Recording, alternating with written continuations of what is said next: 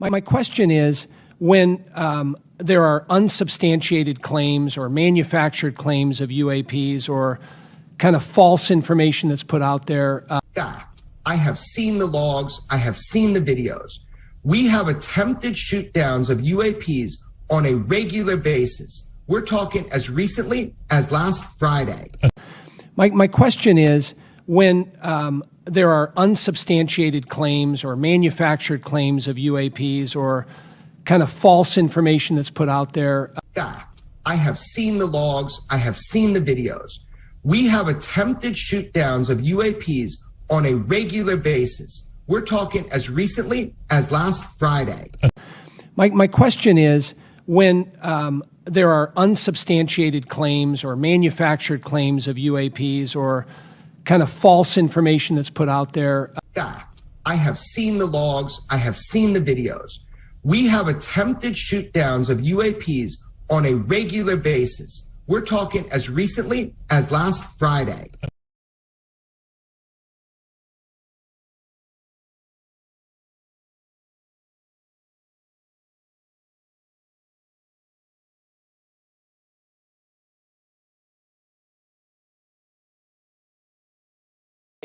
Now that property, the video you saw, there's only one road. There's only one way in and one way out. And the gate is always locked. So anybody comes into the property, they're going to know about it.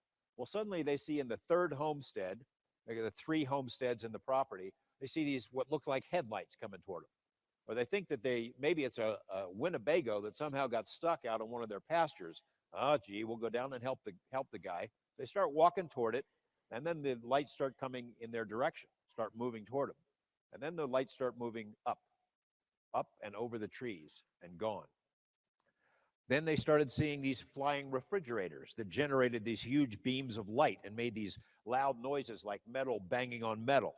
Tom and Ellen had a daylight sighting of a classic silver disc, a classic flying saucer, except this one seemed to generate an intense emotional response in them as they watched it. They were not afraid, they were elated, like almost giddy, way out of proportion for what was happening to them at the time. It kind of an induced emotional state, and they would come to see this many more times. There were others that looked like F-117 stealth fighters, but they had these multicolored, like flashing Christmas lights around the side. And they would hover over the property, not making a sound, and then just boom, disappear. And then the orbs came. At first, they were these little white lights flitting around in the darkness and in the trees and above the grass. And then they were followed by the red orbs that proved to be much more aggressive, since they often flew into the cattle and scatter these herds. They would just run away in abject fear. And then these larger orange orbs that generated this intense light. But these orange things that looked like they would hang in the sky, and they were like a sun. And then on occasion, Tom would watch them through binoculars or a telescope, and he would see things flying in and out of them. He even on one occasion reported that he could see another sky on the other side, as if this was some sort of a portal to somewhere else. Then came these blue ones, the blue meanies. Ruthless, manipulative, and as the family would learn, violent, confrontational, airborne menaces. These things they also seem to generate an emotional reaction, not only in people, but in animals. These things would fly among the horses, scare them just out of their mind. And then Tom and Ellen would try to come to the rescue. They'd get anywhere near these things. They looked like a size of a softball, glass encased, but with some kind of a bubbly, boiling-looking liquid inside. And they initiated this fear that just literally dropped them to their knees. Fear now they'd already been through all kinds of stuff on this property, but these things did something to them that seemed to induce an emotional state. And in fact, we've theorized since that maybe it seemed to feed off of it. I guess it could be some advanced military project or something, but if we've got something that could do that, it'd be a mighty effective weapon system to have. And I just have never heard about us developing something like that. Another UFO that made occasional appearances with this black triangular craft, as I mentioned, like the F-117. There was one incident where maybe this is too complicated to get into, but Tom is out of town on an out-of-town business trip. The wife is at home. She sees one of these things land. It follows her at the gate, and she's petrified. She runs into the house. She's by herself. She locks all the doors. A little bit later, she sees this big bright light out on the pasture. She cracks open the window, and there's this UFO sitting on the pasture, sitting there, and a door is open, and it looks like there's a desk inside this thing. It's like an office. I know this is weird, but these are pretty reliable people in our view. It's a desk, and this guy walks up to the desk. Looks like he's 9 feet tall, wearing like a black military uniform with a hood, and he sits down at the desk and stares in Ellen's direction. She closes the window, then opens it a little bit later.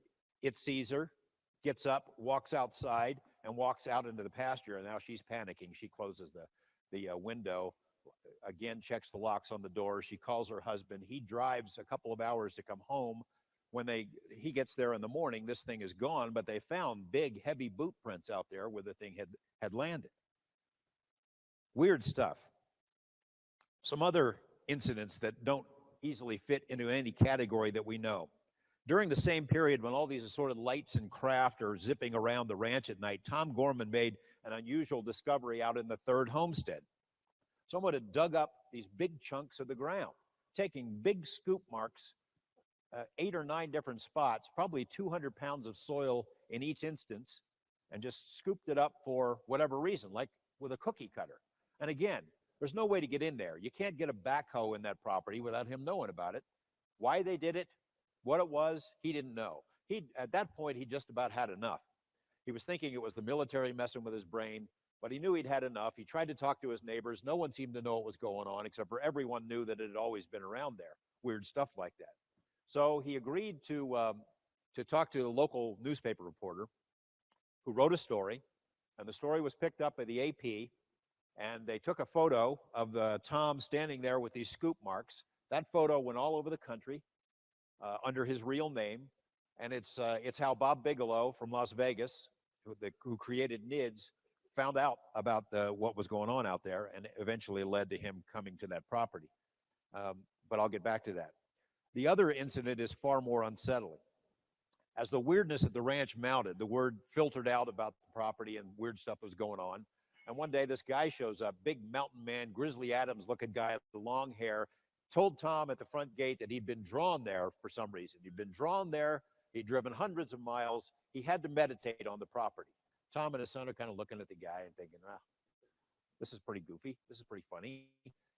The guy, they figured, what the heck, they're going to let him in. You got to get in their car. They'll drive you. You tell us where you want to meditate. So the guy cruises into what is the middle homestead, which is where a lot of weird stuff. He goes, that's the spot. Let me out here. So the dad and the son they're leaning on the truck watching this guy. He goes out, opens his palms. He's looking at the sky and chanting and whatever meditation is involved with. And they're watching, they're kind of giggling at him. And then they hear this sound. It's like a cowbell sound. And they hear it faint out in the bushes. And then they're looking. He's oblivious to it, but they're looking and they see something moving in the brush line.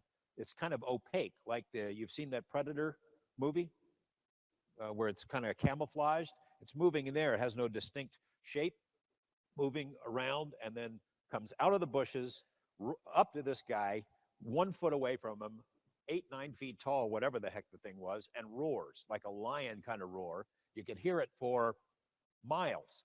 This guy jumps out of his skin. He jumps straight back, falls on the ground, and then this thing, poof, it's gone. Well, he's standing there. He's laying there shaking. He's not getting up. So Tom comes over to help him up, and he's just petrified. He helps him up, and he won't let go of the rancher. He practically carries him back to the truck, and he's absolutely terrified. He swears it's the devil or something like that. They drive him off the property, and he leaves with some epithet to the effect of that this is the devil living there. Well, as an aside, I don't know what the heck that thing was, but as an aside, during my first visit to the property, that second homestead, that middle homestead, is where a lot of weird stuff happened. Cattle mutilations, animals incinerated. So they decided that maybe if I had a certain inherent weirdness quotient, that they'd do a little experiment. So they put me on plastic white chair in the middle of the night and left me there. And then they went a couple, they went a couple of 100 yards away, and I think they were probably drinking beer or coffee or something like that, and had cameras to set up, not to help me or anything, but to see if something came and got me.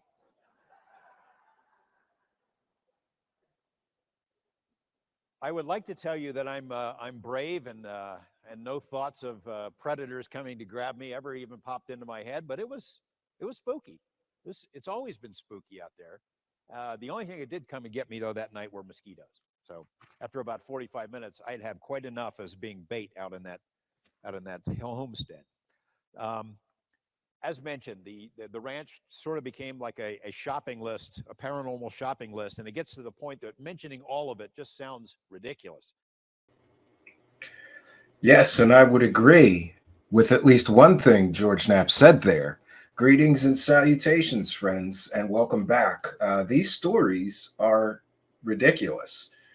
And isn't it interesting? Are you aware that most of George Knapp's public appearances where he told these absolutely ridiculous stories, most people would call anecdotes, with absolutely no proof, no evidence, simply trust me, somebody told me. Stories involving flying saucers, blue meanies, poltergeists, bulletproof werewolves. Remember, I have only showed you a short sampling of this storytelling fantasy land that George Knapp lives in, telling people these are all true stories.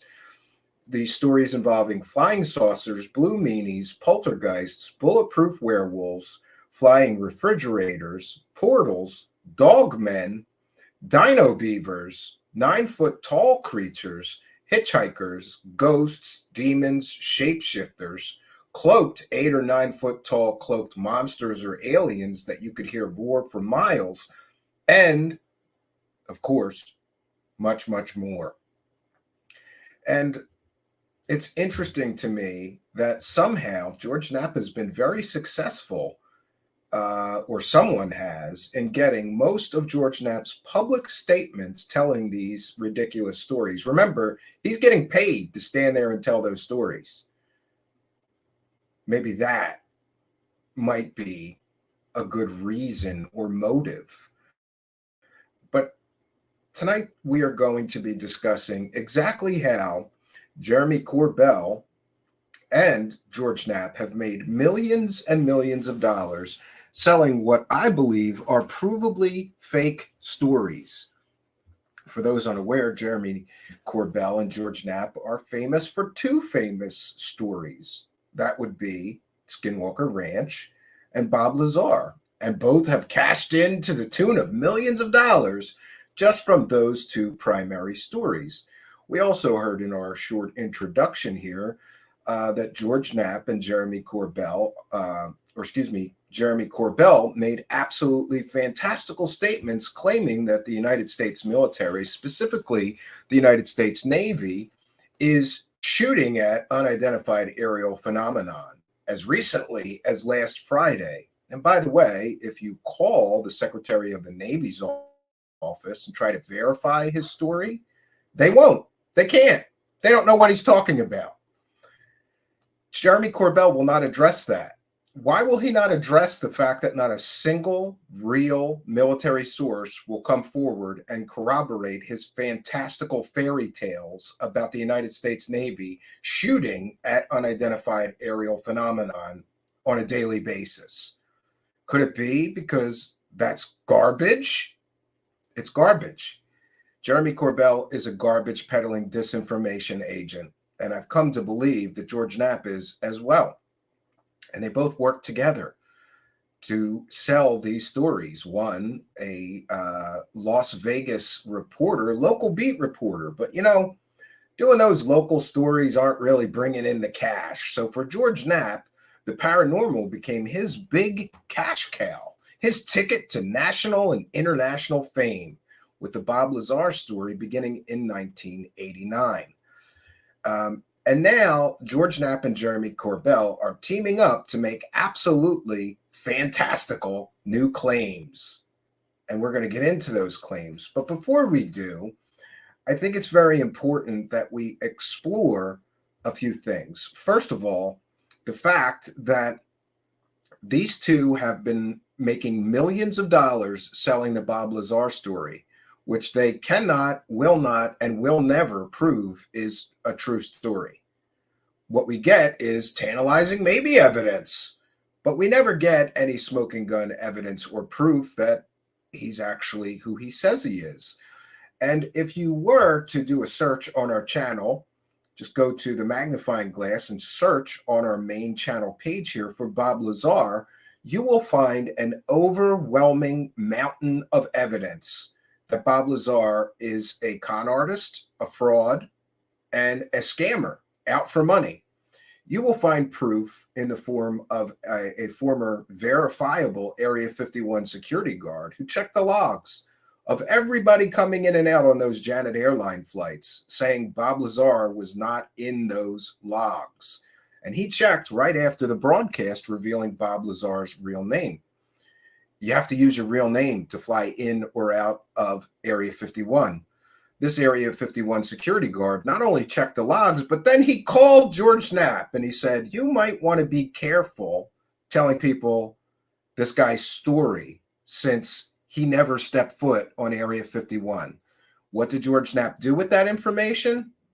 He buried it. He forgot about it and never, ever would tell anyone in all of his years of talks, all of his interviews, all of his podcast appearances, would never tell anyone about that verifiable, real and true Area 51 security worker who called him and said, Bob Lazar has never stepped foot on Area 51. Now, I know people say, well, Bob Lazar didn't work at Area 51. He worked at a sub base. That's an imaginary base, by the way. No, Bob Lazar said that he flew in and out of Area 51 on the Janet Airlines, then was transported by bus to a super secret location, which, by the way, doesn't exist because a man named Jerry Freeman walked right through there. Nothing there. No hangar doors, no guard shack, no road, nothing. Recently, there have been flyovers of that area, which again confirmed that there is nothing there that Bob Lazar described. No hangar bay doors, no guard shack, no guards, no security, nothing. It's because it does not exist. And George Knapp has played this game for years now, where he has purposefully, and I believe willfully, with deliberate intent, concealed the vast amount of evidence that Bob Lazar is telling a lie, that it's a fairy tale. Don't you think that maybe, just maybe, it's relevant to the story that a real and verifiable Area 51 security guard who we can verify worked at the base doing security, and by the way, was at all areas of the base? He drove out to the so-called S4 base. You know what was there? Nothing. Absolutely nothing. And here on our channel, we have an on-the-record interview. And by the way, he did that right after the television appearance, revealing Bob Lazar's real name in 1989. Nothing. There was nothing there. No roads, no guard shack like Bob Lazar described. Nothing. Absolutely nothing. Why would George Knapp not listen to that man who he could have verified actually and indeed worked at Area 51 and had access to the security logs of everyone flying in and out of Area 51? Why would he bury that information? Wouldn't you think that's kind of relevant to this man's story? Of course it is. But I believe that George Knapp knew that that might kill the story. And he was making lots of money selling this fake story. Story went international, his first international story, right? Much better than those stupid local beat stories in Las Vegas that he was covering previous to UFOs. No, I believe that the Bob Lazar story is a carefully constructed illusion. For example, people are fond of saying, well, John Lear believes him, and John Lear is the son of the inventor of the Lear jet, and he really did fly CIA secret missions, and yes, he did. But John Lear also talked about, let's see, fighting monsters in Vietnam, 100,000 people living on the backside of the moon and the government lying about it. Hundreds of thousands of people living on Saturn and Venus and the government lying about it. Saturn and Venus being breathable, real atmospheres, just like Earth, and the government's lying to us. As much as I like John Lear, may he rest in peace, he was a wackadoo, but they used his name to help sell the legitimacy of the story. And let's be clear, many parts of Bob Lazar's story were told by John Lear months before Bob Lazar was interviewed by George Knapp. And isn't it just amazing that some random guy, Bob Lazar, met John Lear and was able to confirm a story that he had told 6 months earlier about there being 9 spacecraft in a secret hangar in a subset of Area 51? No, the story is a carefully constructed illusion. And let's not forget some of the other incredible information that we have here right on our channel, such as the interview of people who worked with Bob Lazar at Los Alamos, his supervisors who confirmed that Bob Lazar was never a scientist. Never. He was a low-level technician, the kind of guy who would get the scientist a new computer if the computer broke, or a new mouse, or a new keyboard, or wire something for the real scientists doing the real work. Bob Lazar claimed to be a senior staff level physicist. No one can verify that he was. However, his former supervisors, his bosses at that lab, said he was never a scientist. Why do George Knapp, and by the way, we have those on the record interviews here and proof of them. Just search Bob Lazar. You will find all that information, as well as Bob Lazar's educational claims destroyed. He never stepped foot in an MIT classroom as a real student. Now, he told Linda Moulton Hale that he just hung out there. You know, he would sneak into science lectures and things. That doesn't make him a scientist. Bob Lazar claimed to have a degree from Caltech in a program that didn't exist in Caltech at the time. Bob Lazar's also, in his legal paperwork, claimed that he got an undergraduate degree from Pacifica University, you know, before he went to MIT and Caltech. Pacifica University was a degree mill, someplace that you sent away some money. This is before the internet. You pay a few $100s, and then they will send you a fake degree, college degree, that you could fool your stupid friends with. But your stupid friends may be fooled by an undergraduate or bachelor's degree from Pacifica University.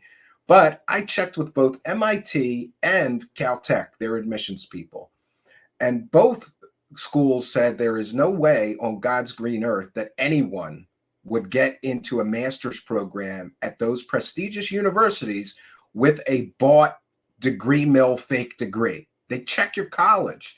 Also, of importance, Stanton Friedman proved that Bob Lazar was a below sea-level student. He barely scraped through high school. He was in the bottom 10% of his class. You don't get to a master's program at MIT or Caltech by being a below sea-level student in high school. Doesn't happen.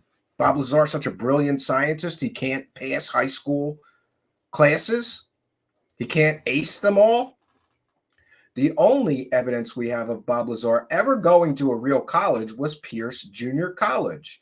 Once, when questioned, Bob Lazar couldn't name his MIT or Caltech professors, instead naming a professor, Hosefield, who taught him elementary electronics at Pierce Junior College. Now, Bob Lazar's educational claims are 100% completely fake, which means he is not a scientist.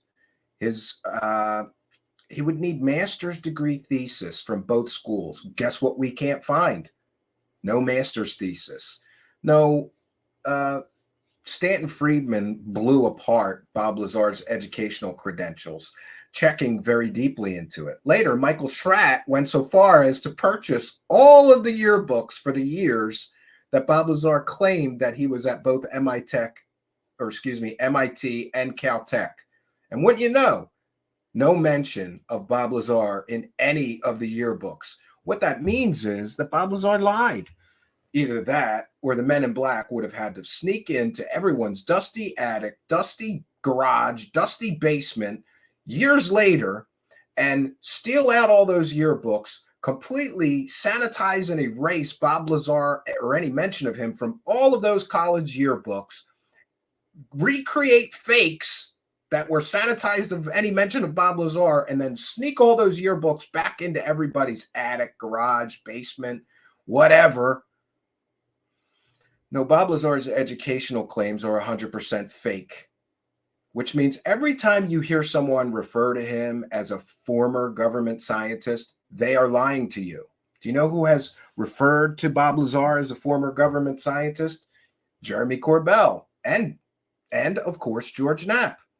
They cannot prove that he is now or was ever a real scientist. And let's be very clear, I'm willing to accept very loose definition of a scientist. If you have a 4-year college degree in science, for example, I took computer science, would that make me a computer scientist? I don't think so. I think a PhD or maybe a master's might qualify me as a computer scientist. But even if we were to accept the very low bar here and say, what makes a scientist? Let's just say if he has a 4-year science degree, he's a scientist. And some people agree with that definition. Great.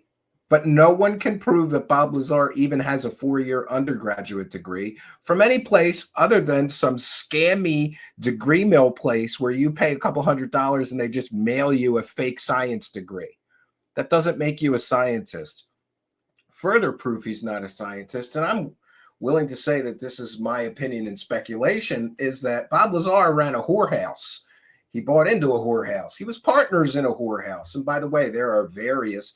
George Knapp can't get the story straight. Once, at one public appearance, he said Bob Lazar just worked on the computers for the whores. At another separate one, he said Bob Lazar came to him and said that him and his wife bought into the whorehouse. And by the way, I have done extensive research on this, even talking to the madam that Bob Lazar worked with. He was a 50% partner in that whorehouse with the madam. So I would like anybody within the sound of my voice to show me any other real or credible scientist who just wakes up one day and says, you know, this science stuff is great, but I'm not making enough money. You know what would make me a lot more money? Running a whorehouse. Because nothing says credible scientist like a pimp running a whorehouse.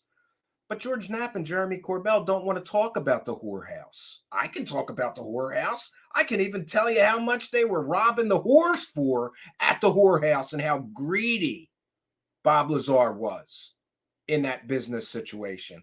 And by the way, isn't it great? Did you know who narked on Bob Lazar's whorehouse? George Knapp called the cops on Bob Lazar for running the whorehouse, which interestingly was right in his neighborhood, George Knapp's neighborhood. Why would George Knapp narc on Bob Lazar for running a whorehouse? Well, it was an illegal whorehouse, first of all, because though prostitution is legal in the state of Nevada, it is not legal within the city limits of Las Vegas, where Bob Lazar was running his illegal whorehouse. So the Bob Lazar story falls apart. There's also the people who say, well, Bob Lazar passed 4 lie detector tests. Here is another stunning omission. George Knapp and Jeremy Corbell love to tell you that Bob Lazar passed lie detector tests. But what they leave out is that the man who issued the lie detector tests they're referencing is a man named Terry Tavernetti, who was very, very close friends with George Knapp.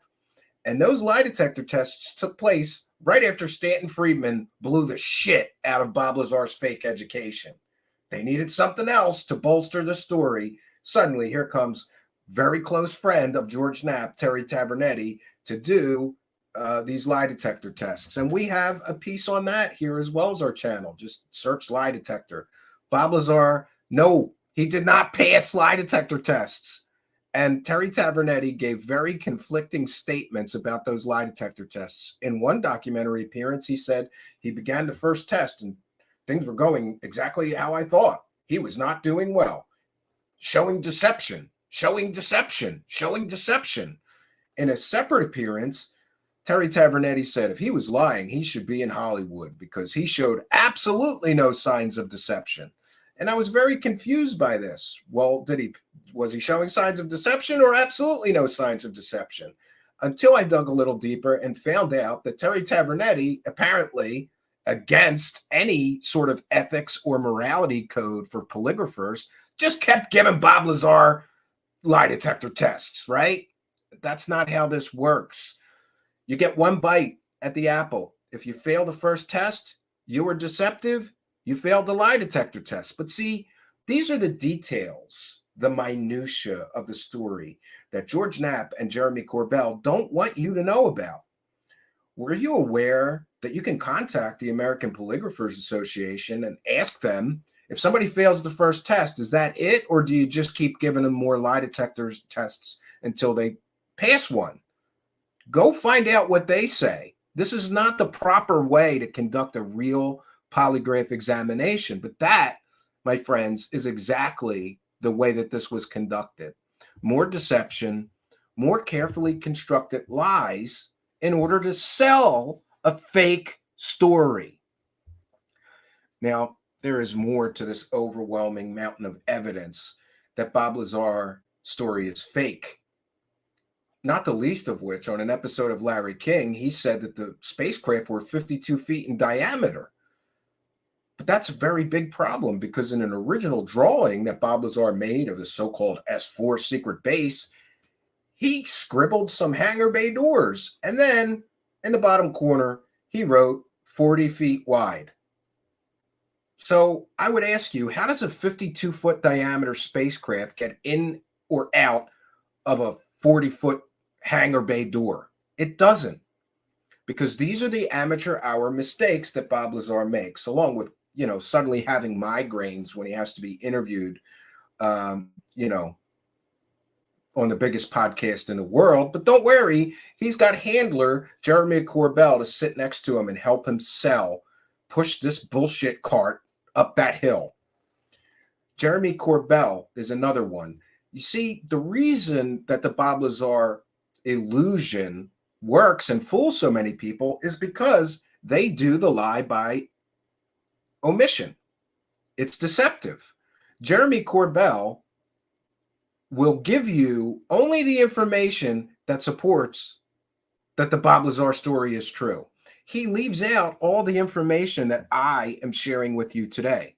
And I'm able to tell you the truth of this because I don't have a financial stake. I won't make money if Bob Lazar's story is true.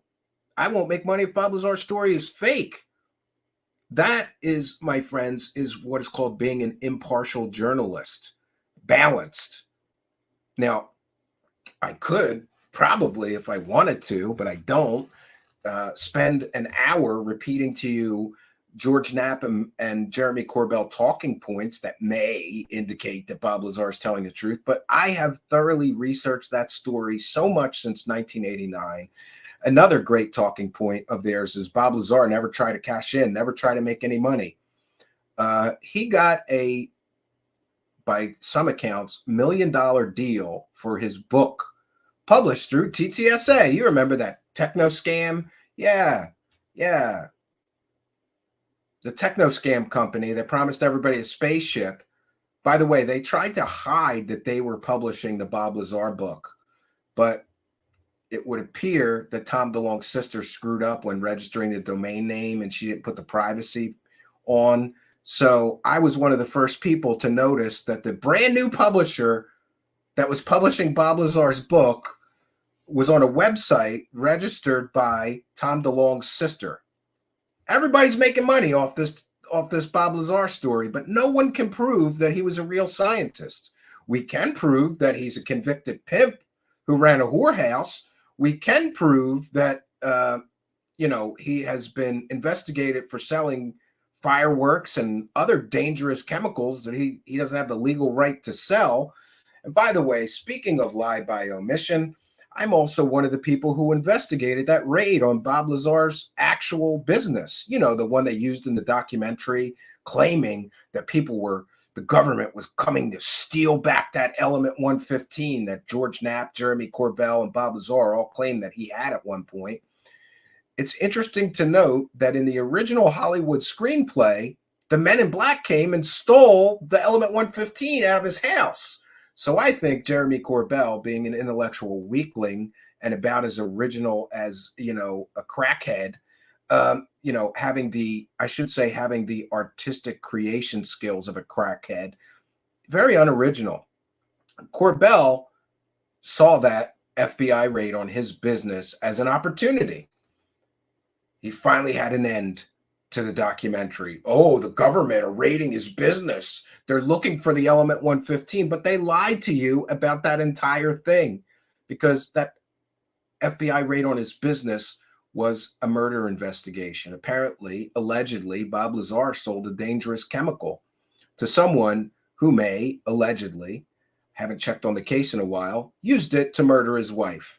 So in comes the FBI, in comes investigating detectives from the jurisdiction where the murder took place, and a local sheriff who I talked to. They were all shocked and amazed. I talked to the FBI agents. I talked to the local sheriff in the town where Bob Lazar's business was. They were all at the raid, and they all 100% dispute the events as portrayed by Jeremy Corbell and by George Knapp.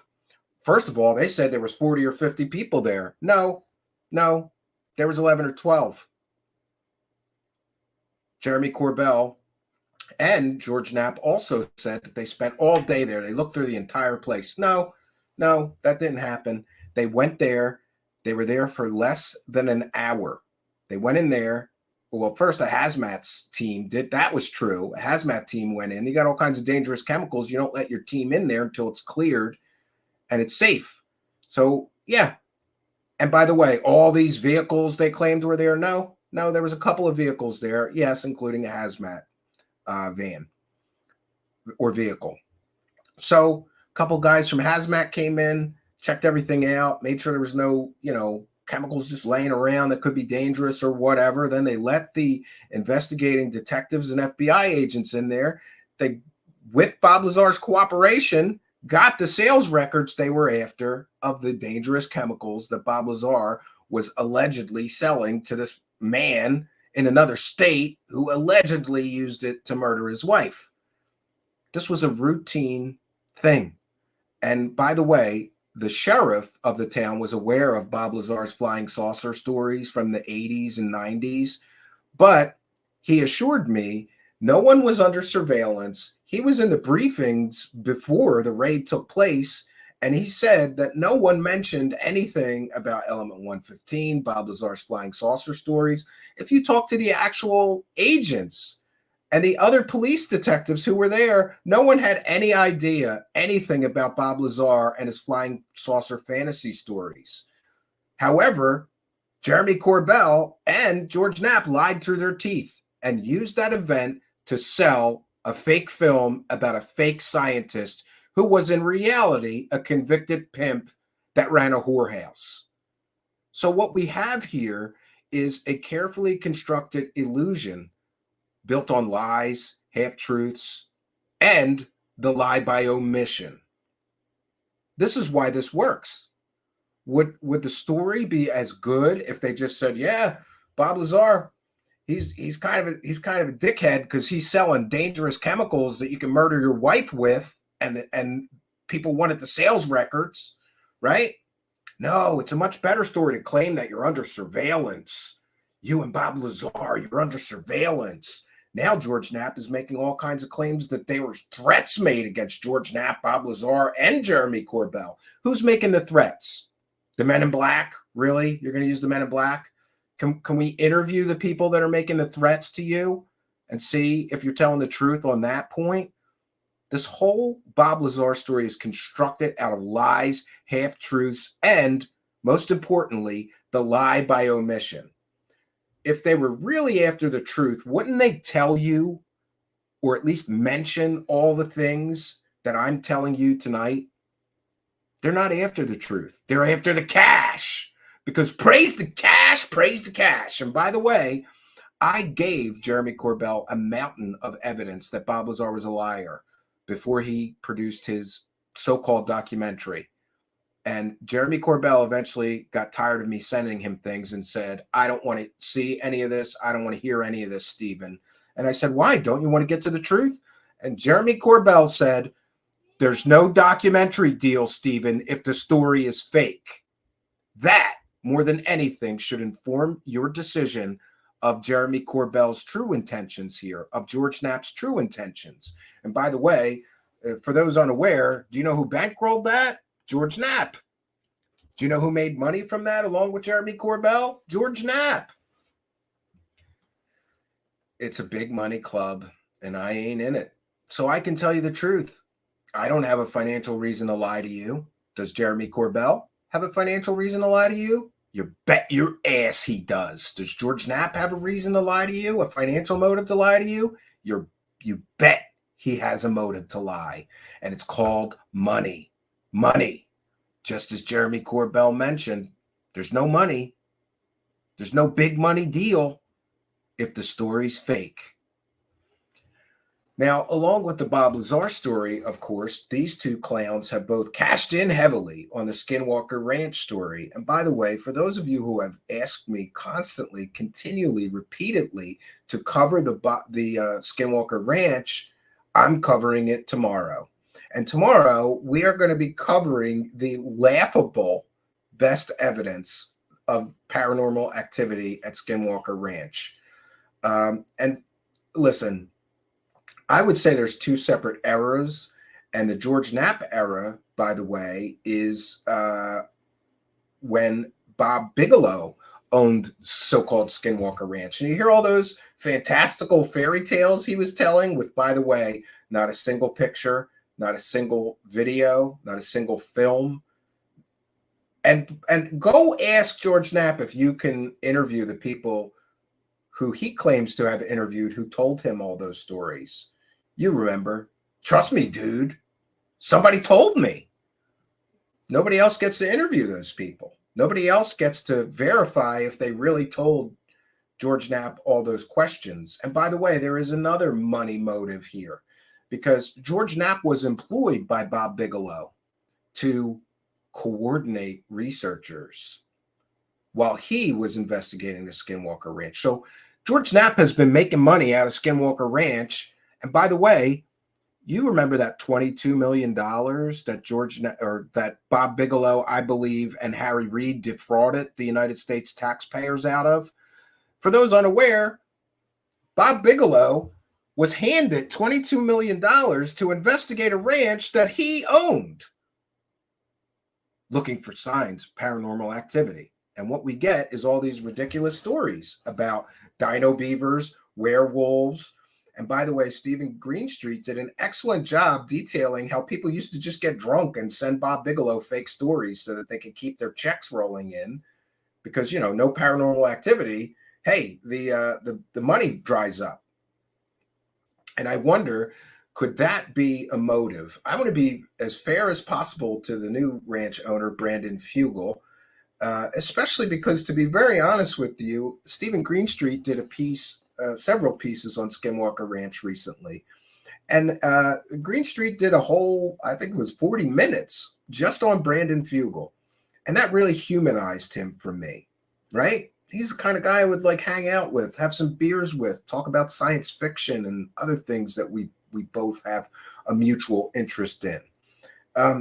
So I want to be as fair as possible to Brandon Fugel, but what I will say is that I believe that that effect that was taking place when Bigelow owned the ranch, where people just want to keep that check rolling in, so they're just going to, let's just say, play fast and loose with the facts, right? People want to keep that check rolling in. Do you think those people getting that big television show deal check every month don't want to keep that check coming in?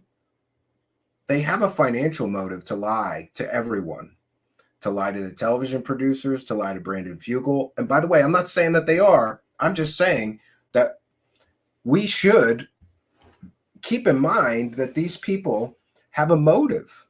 These people have a motive to lie. It's called money. These people have a motive to look at ordinary things like moths on an infrared camera and say it's an orb or something mysterious. And by the way, I believe all of them have that motive. Everybody there that's getting a check, the security guy Dragon, just Travis, he's a scientist, right? The other guy who sets up the computers and was showing Stephen Greenstreet the so-called best evidence, they all have a motive called money, that there's something paranormal at that ranch. So pardon me if I do not trust them. Now, before we delve more deeply into the ridiculous claims that George Knapp has made about Skinwalker Ranch, who, by the way, has been milking money out of Skinwalker since the United States citizenry was defrauded, I believe, out of $22 million by Harry Reid and Bob Bigelow to investigate his own ranch. And what do we get? A bunch of reports of bullshit, right? That's all we got for our $22 million.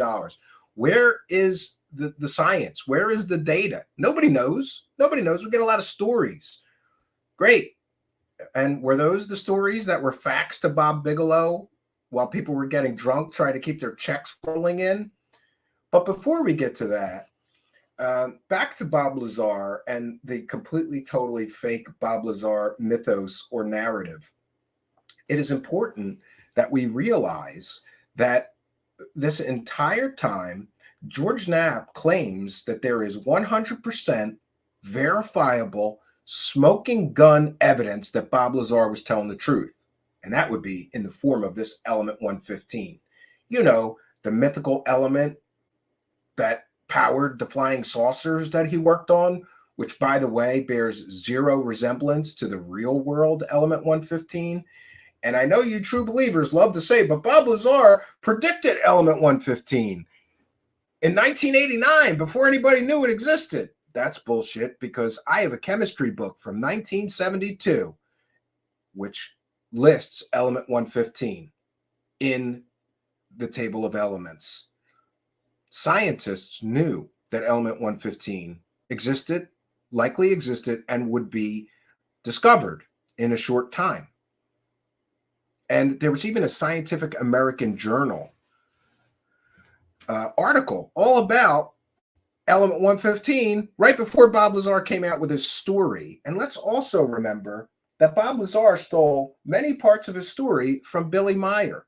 And right before Bob Lazar came out with his story, Gene Huff and Bob Lazar got all the Billy Meyer material, all the videos, all the books, all the pictures, everything, copies of all of it from John Lear. And suddenly Bob Lazar, just a short time later, is working on a spaceship, which is 100% one-to-one copy of the Billy Meyer.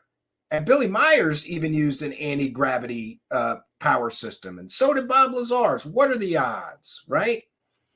But back to the element 115. It was discovered not long ago and bears zero resemblance to the magical properties that Bob Lazar described his element 115 as having. But George Knapp all this time has said that Bob Lazar knows exactly where the element 115 is, and so does he. And someday he may dig it up, right? Sure. So what George Knapp, Jeremy Corbell, and Bob Lazar all want us to believe is that they have 100% smoking gun evidence or proof of alien visitation on Earth. They have otherworldly elements that can be proven were manufactured or gotten in an entire other star system other than the Earth star system, right? They have that, but they won't show us that. Sure. So let's get into some of the George Knapp fake stories about the element 115, because I think this more than anything is proof that he's pushing the bullshit cart up this hill. Because ask yourself, if you had 100% smoking gun evidence or proof that you've been telling the truth for 30 years, wouldn't you just throw it down on the table and go, there's the proof, bitches? No, you're going to keep it to yourself, and then you're going to make excuses for why you're keeping it to yourself. So let's hear George Knapp lie and say that they've got the element 115 and then give some excuses for why they won't show it to us. And in the Jeremy Corbell documentary about Bob Lazar, there is an allusion that Bob still has an element 115. Does he really have an element 115? Well, I can tell you that he did have it because I saw it. You know, I was at his house. Wow. You know, he had it in it was a pewter sort of a device that he had created to sort of protect it from unwanted rays and things and particles. And it was in his house. He took it out one time, and they did an experiment called a cloud chamber experiment, in which they could show that this element 115 affected gravity. It bent light, in essence. He thought it was real. His friends thought it was real. The government seems to have thought it was real because they came looking for it a bunch of times. They came looking a bunch of times. And, you know, if I believe that Bob has put that away somewhere in a place where nobody's going to find it unless he wants to break it out. I've tried to convince him that he should, but I think he probably sees that as his insurance policy that keeps him alive, because there have been threats both against him and against me and likely against Jeremy Corbell. Sure. So who threatened you, George Knapp? Can I talk to the people who threatened you, or Bob Lazar or Jeremy Corbell? Of course I can. So there's no corroboration. There's no verification that they were ever threatened. And there's also no proof that Bob Lazar really has this magical version of the element 115, which, by the way, bears zero resemblance to the real earthly element 115, which was discovered. So it gets worse, though, or better. If you think Bob Lazar is a liar, like I do, it gets better. If you really want to cling to the mistaken belief that Bob Lazar is telling the truth somehow still, then it gets worse. Because George Knapp has made some ridiculous, stupid claims. Like he knows where the element 115 is buried, and someday he's going to dig it up. And he also claims in the following clip that essentially Bob Lazar was worried about the government coming to get him. And essentially he was going to blow up the entire city of Las Vegas with this element 115. So did George Knapp report him to the government for, you know, maybe blowing up an entire United States city? No, of course not, which is more proof that this story is bull. But let's get into it. And you may make up your own mind. Does George Knapp really know where this is hidden? And someday he's going to show it to us? Folks are doing, and anti-gravity propulsion is something they want very badly. Bob said that the key to it was this element 115. He had a piece of it. I saw it. In fact, he had a little experiment they did with what's called a cloud chamber, where they had, it looked to me like light. They had a piece of this 115 in this chamber. They put some smoke in it, and it seemed, and then had a beam of light through it, and the light bent. Bob, at one point, when he thought he was going to die, had this piece of 115 in it was in a lead casing, in a disc-shaped casing, and he had it in front of a particle accelerator at his house, and he had the accelerator on, and all he had to do was flip a button. If this stuff was real, as he described it, flipping that button would hit it with, I don't know, it's protons or electrons, whatever it was, that would make it explode, an annihilation that would have left a great big hole in Las Vegas. And he had that piece. I saw the experiment. What happened to it, that's a story for another time. It's in a spot now where nobody could get to it, but it's still there. One of these days, maybe after Bob's gone, I'll go dig it up. The Defense Department. Yeah, great. So he knows where 100% smoking gun evidence or proof is. And one of these days, after he's milked every single dime out of this story he can, maybe he'll show it to us. And in full fairness to George Knapp, I believe that there is substantial proof that Bob Lazar at various times showed several people what he claimed to be element 115. But so maybe Bob Lazar fooled George Knapp. But did you realize when he said that Bob Lazar had it in front of a particle accelerator? Do you have any idea how big a particle accelerator is? And at various times, both Jeremy Corbell, Bob Lazar, and George Knapp have claimed that Bob Lazar had a particle accelerator in his bedroom. go ask a physicist if you can have a particle accelerator in your bedroom. No, I don't think so. That is completely and totally ridiculous, ludicrous, science fiction, fantasy bull. You can't have a particle accelerator in an area the size of a bedroom. Just doesn't happen. And I talked at great length about this to one Stanton Friedman. And Stanton Friedman told me that you need miles. In order to have a particle accelerator capable of an antimatter reaction or capable of transmuting elements or smashing elements or anything, in order to have a particle accelerator that was capable of doing any meaningful work, you need miles and miles. You're not putting that in your bedroom.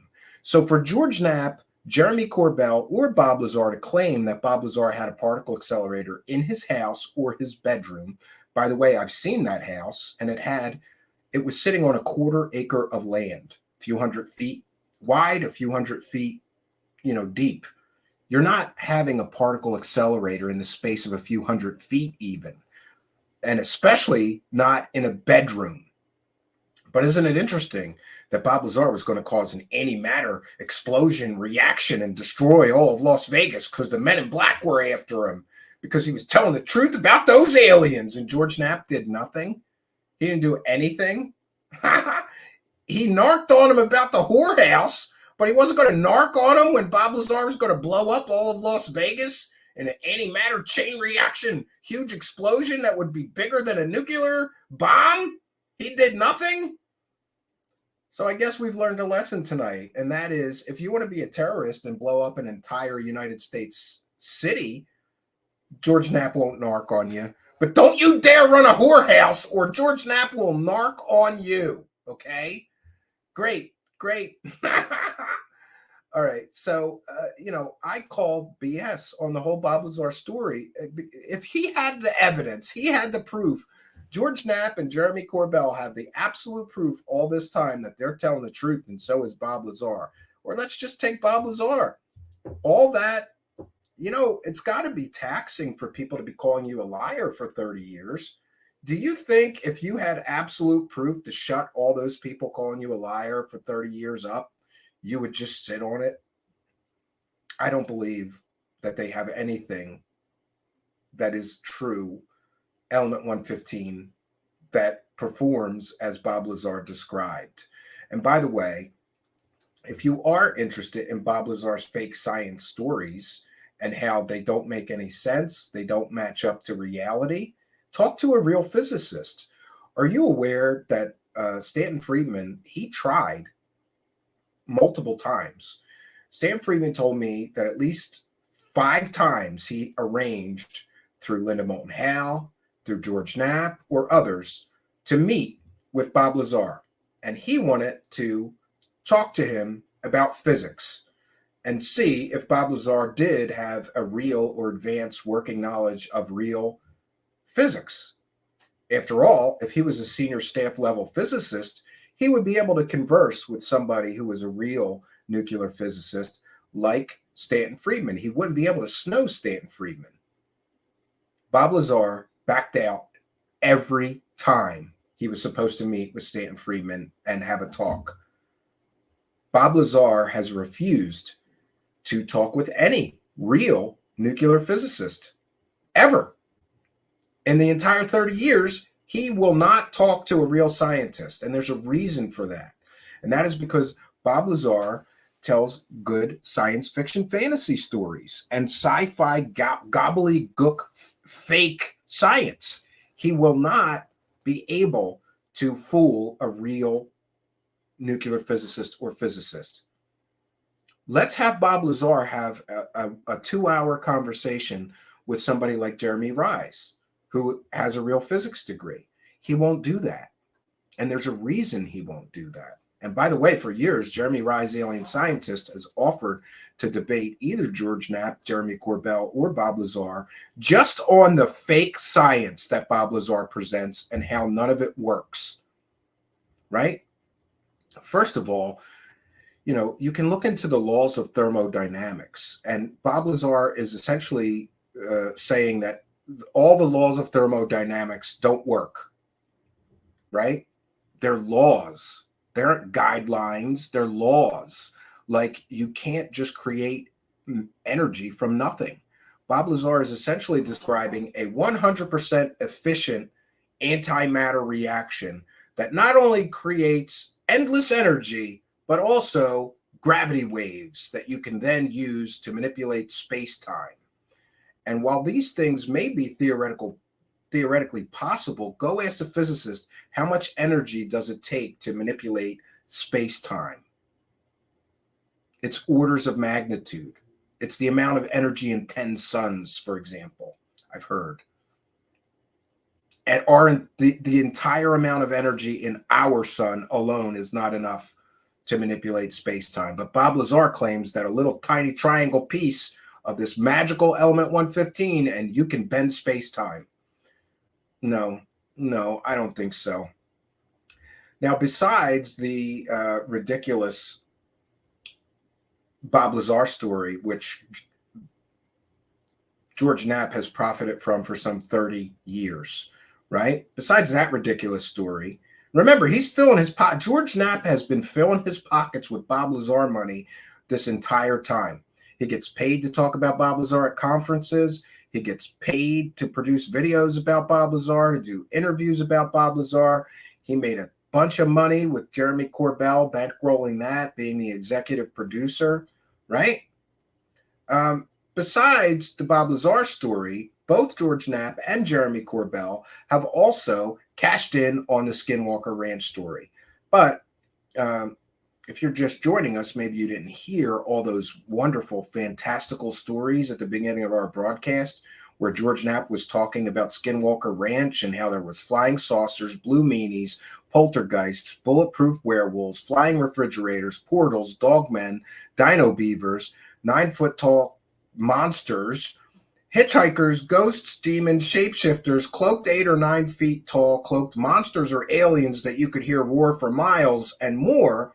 What he left out is that he has no evidence at all for that. He has no evidence at all for any of that. It's anecdotes.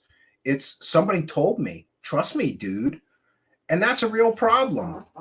And by the way, Stephen Greenstreet did an excellent job capturing a few of George Knapp's biggest stupid stories. And by the way, all of this stuff is gone from YouTube. It's all gone. You won't be able to find George Knapp 10 years ago getting paid a handsome speaking fee to the tune of thousands of dollars to tell these largely unproven anecdotes, stories to stupid people. It's all been disappeared from YouTube. Why is that, right? I wonder. And, I don't have any evidence or proof that George Knapp has intentionally got all those videos pulled down, but the effect remains the same. And it's important for us when we will investigate these new, bold, insane claims being made by Jeremy Corbell and George Knapp on a recent episode with Theories of Everything. Boy, they're telling some big whoppers again. But isn't it important that we clearly can establish that they have not proven their past fake stories that they've made millions of dollars on? Now they're telling us new fantastical stories with no evidence, no corroboration, no backup, no data to present, right? And all from anonymous sources that I or any other journalist is not allowed to talk to, not allowed to verify really said what they're saying, right? And we're going to get into that. But before we do, I want to thank Stephen Greenstreet for doing an amazing job. Somehow, I think I talked to Stephen Greenstreet, and Greenstreet has the whole collection of George Knapp's fantastical fairy tales.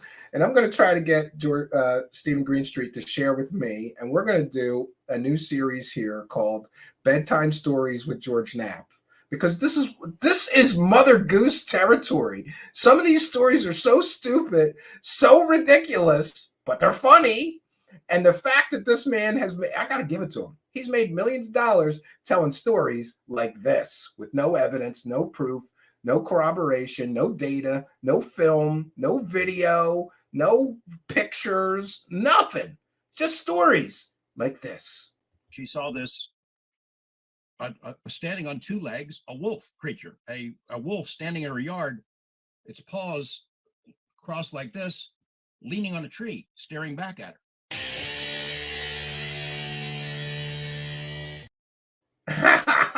And of course, the dog was at it by Stephen Greenstreet, because he's got a budget for things like Dino Beaver animations or Dogmen graphics. I don't have the budget, so we're just stealing from Stephen Greenstreet. You should really check out his whole series on Skinwalker Ranch. I think he's done an amazing job pulling back all those layers of deception that this Skinwalker Ranch mythos, and that's what it is, friends. It's a mythos. It's a legend, the legend of Skinwalker Ranch. But largely what we get is stories, anecdotes, and no evidence, no data. And even, we're going to get into it, but there's another one of my favorite stories from George Knapp that Stephen Greenstreet happened to do. Another, you should follow him on Twitter. It's a laugh riot, some of the stuff he posts, and this is one of them. George Knapp, again, has made millions of dollars telling stupid stories to stupid people with no evidence, no proof, no film, no video, no pictures, no data, with stupid stories for stupid people like this. They come down this dirt road one night and they see two figures, humanoid-looking figures, standing up with their backs to the road and look like they're smoking cigarettes. They had trench coats on, smoking cigarettes, standing out on the road. These guys figure, what are these fellas up to? So they're pulling up and they shining their lights on the guys, and they turn around and they were dogs. That was my favorite, smoking dogs at Skinwalker Ranch. And listen, we're gonna have to add the smoking dogs and the arms crossed werewolves. So now we've got smoking dogs, arm crossed werewolves, flying saucers, blue meanies, poltergeists, bulletproof werewolves, flying refrigerators, portals, dino beavers, 9-foot tall aliens, hitchhikers, ghosts, demons, shapeshifters, cloaked 8 or 9 foot tall cloaked monsters you could hear roar for miles. And smoking dogs. I love it. Smoking dogs. I'm in the wrong business. I just got to start making up silly stories with no evidence. And by the way, on the point of the evidence, right? Remember that George Knapp has been sucking off the teat of Skinwalker Ranch. He worked for Bob Bigelow while Bob Bigelow was given that $22 million. So while Bob Bigelow and others were defrauding the American public out of $22 million for this kind of nonsense, George Knapp was one of the people taking some of that money. And he has made a lot of money since then, repeating these anecdotes, these stories with no evidence, no proof. Again, there's not a single still image, there's no film, there's no data, you can't talk to the witnesses, there's no corroboration, right? Just stories, right? But when pressed on evidence, I also think Stephen Greenstreet did an amazing job at catching something that I sort of missed. I've got the Skinwalker Ranch books, both of them by George Knapp, and they're garbage. I mean, and George Knapp straight lies in the book, which I would consider a form of consumer fraud, because Stephen Greenstreet caught this in his books. He says that the books were based on all this physical evidence that they have, but when pressed for the evidence, he says there isn't any. So which is it, George Knapp? Either you have a mountain of evidence that you based all these stories in the book on that you could show us all, or you've got nothing, like you told Joe Rogan. Let's see this clip. Again, this is fair use. It's transformative work. We're educating the public, and this is from Stephen Greenstreet's Skinwalker Ranch series. Let's see what George Knapp says when he's pressed to show us the evidence of these stories. But no evidence of any kind to back up any of these stories has ever been presented. George Knapp, who's built an entire career around stories of UFOs and the paranormal, and who was one of the authors of the Hunt for the Skinwalker book, was asked about evidence on the Joe Rogan show. Because they weren't there with cameras. Is there any evidence? Like for the first 20 months when the rancher is there, They don't have any evidence because he's not a paranormal investigator. At this point, Knapp begins telling more stories about UFOs on and near the ranch. Rogan then interrupts and asks again. Again, is there any evidence? No, not really. Oh. If you're looking for physical evidence and solid proof, and they don't have it. Oh. Knapp saying there's no proof or evidence is quite strange, considering the book Knapp co-authored says this: "We obtained an intriguing body of physical evidence to support many of the accounts described in the book." Okay, so where is that intriguing body of physical evidence? There is none. You heard what he said to Joe Rogan. There's no evidence. He has no evidence. So did he lie to everybody to sell a book? And if so, wouldn't that be considered some form of fraud?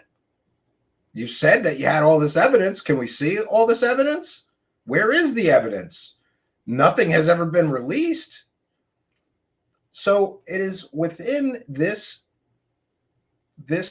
framing that I want to show you some things that George Knapp and Jeremy Corbell are now saying. And how do I say this correctly? Many people are beginning to say that there is, well, many less than credible people, let's be very clear. People like Ross Coulthart, who got caught selling 100% provably fake story about the whole English government, or many of them being pedos and, torturing and doing all kinds of things to children. That whole story turned out to be fake, and his contract wasn't renewed with 60 Minutes. Suddenly, he's all chips in on the UFO thing. Then Ross Coulthart gets caught selling 100% provably fake story saying we have conclusive proof of alien technology. He didn't have shit. Who else is doing this? George Knapp and Jeremy Corbell. There are people within the UFO celebrities that are saying, oh, there's all these whistleblowers are going to come forward and tell us about the alien crash retrievals and all this stuff. And they're saying that, but none of them have presented a single shred of evidence to support those very fantastical claims. Does that sound familiar? Sounds like we've been here before, kind of like with the Bob Lazar story, kind of like with the Skinwalker Ranch stories.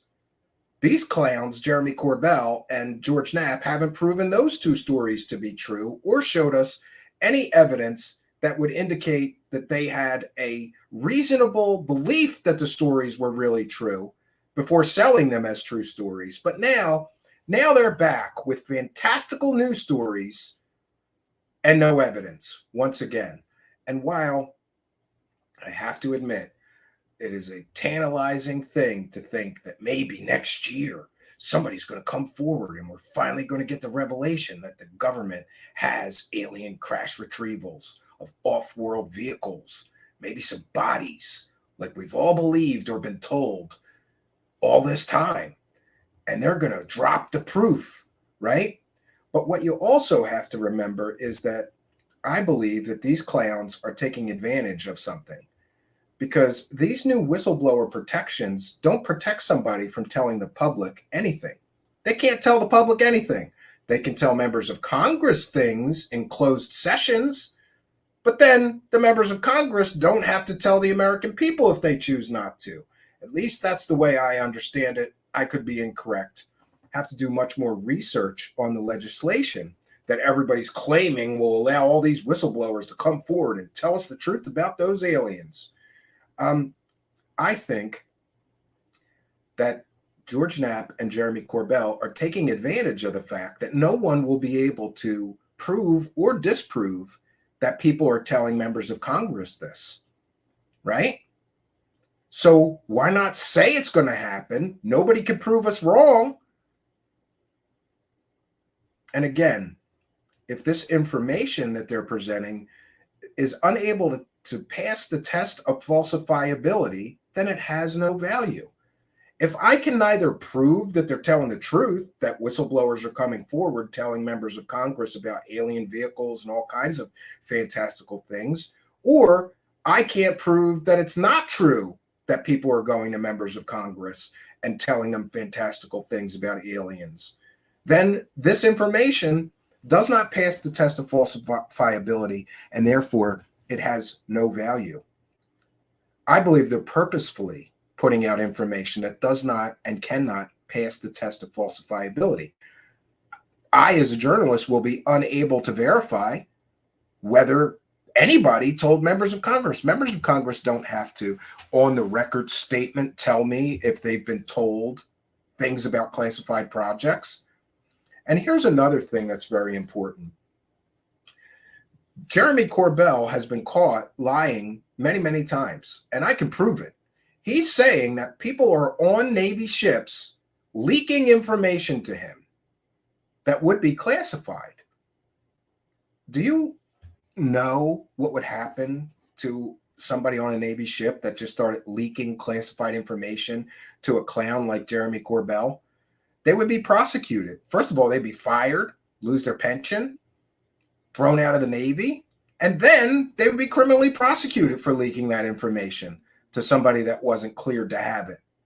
But Jeremy Corbell continually claims that people are leaking to him information that would be classified or protected. If the United States government really is shooting at unidentified aircraft, that would not be, public information that somebody on a ship could just freely share with Jeremy Corbell to go blab on stupid talk shows to get clickbait views for. Those people would be prosecuted, and so would Jeremy Corbell for leaking classified information. Is he in jail? Of course not. That means he's not getting any real intel or information, which means he's likely making this up, or likely just believing nutters that are coming to him claiming that they're on Navy ships seeing this stuff happen, if we give him the benefit of the doubt. But considering Jeremy Corbell has made millions of dollars lying to all of the people that he sells his fake stories to for years, I think it's intentional. And I also think that this new narrative that they're trying to push is also intentional. Because again, the whistleblower protection means that the whistleblowers can go and testify before Congress or members of Congress and tell them about things, but not the American people. These whistleblowers can't just talk to anybody. They have to go in a proper setting with the proper authorities and blow the whistle on whatever they're going to blow the whistle on. But then the Congress people don't have any legal responsibility or moral or ethical responsibility. They don't have to tell us so-and-so just testified before us and told us about these alien crash retrievals. They don't have to tell us anything. So I believe what they're setting up here is another fairy tale that no one will be able to prove they're lying, but no one will be able to prove they're telling the truth either, which means these stories have absolutely positively no value. They, like all the Skinwalker Ranch stories and the Bob Lazar stories before this one that these two clowns have made millions of dollars on, are just stories, just anecdotes designed to entertain stupid people. It's not the truth. It's not provable. It's not verifiable. But boy, do they hype it up. And I'm going to share my screen. This is a transformative work. And let's get into it. Let's hear what the latest claims are. And I think it's very important that we view these latest claims and listen to these latest claims through the prism of knowing that these two people have made millions and millions of dollars selling stories that they have never proven were true for years now. Is this another attempt? Are they setting up some new documentary or some other big money cash grab where they're going to talk about these new latest anecdotes or stories that no one can prove or disprove are real? That's what I believe they're doing here. But I want you to make up your own mind. But please, please use your discernment. And we have to take into account the history of the people making the claims. Have these people made absolutely fantastical claims they claim were true before? that turned out to be fake or that they cannot prove are true? Absolutely. Have these two people made millions of dollars telling stories no one can verify are really true stories like they claim? Absolutely they have.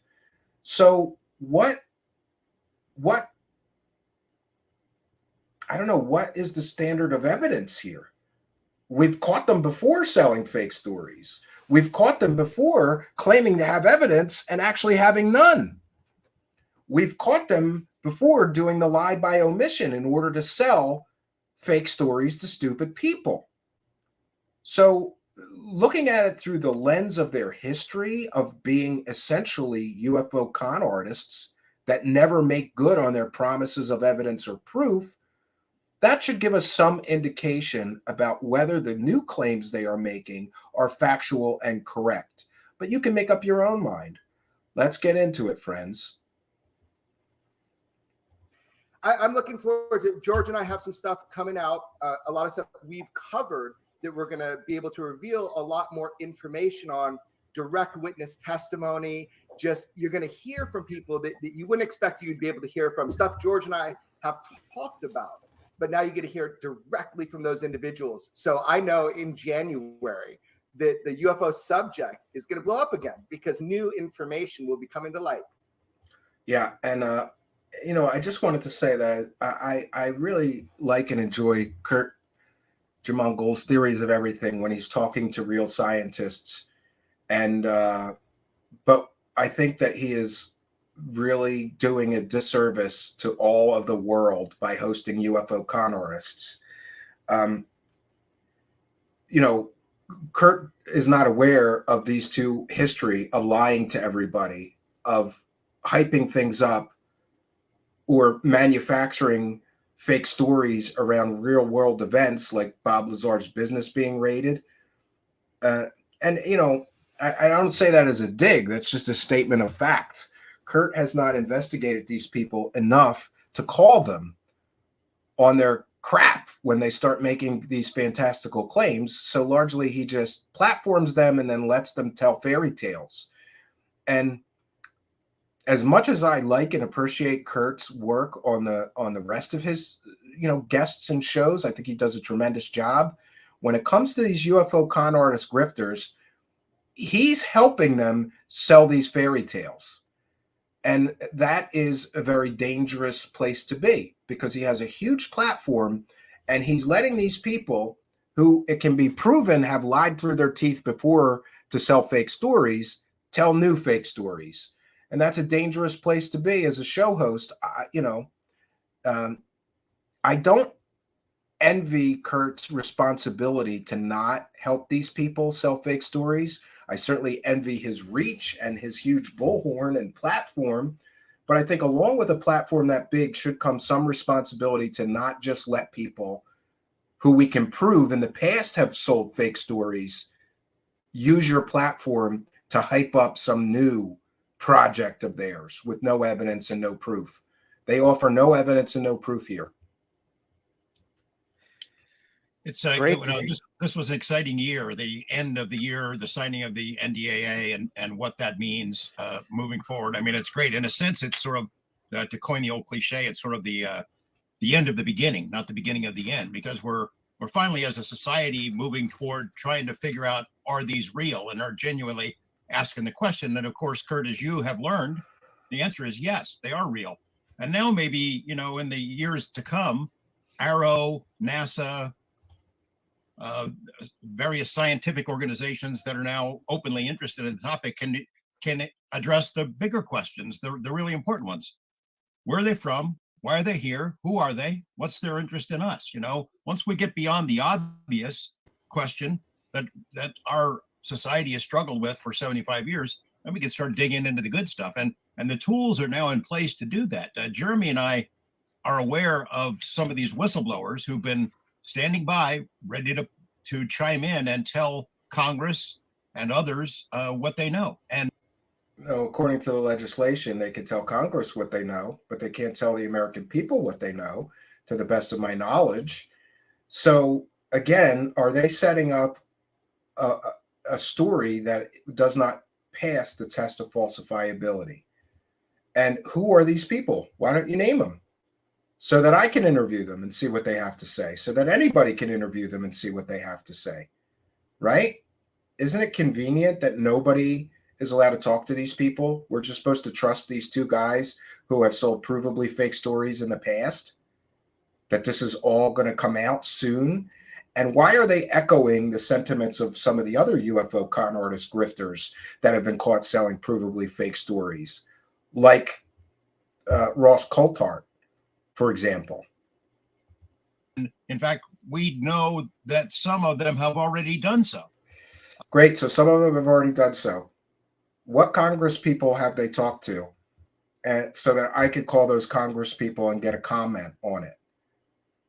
Are George Knapp and Jeremy Corbell, who are right now saying that people have already told members of Congress about these alien crash retrieval programs and all these things, fantastical things. And look at Corbell sitting there smiling like an idiot, right? He's got some new garbage to sell you, and he can't wait, right? And when this comes out, it's assuming it comes out, man, it's going to be an explosion. So Kurt, what George is talking about is what the whistleblower protections laws are being implemented for. We're talking about reverse engineering UFOs. We're talking about our government physically reverse engineering physical hardware that they suspect is from another world. So we're talking. Well, that's a pretty fantastical claim. What is your evidence of that? What is your proof of that?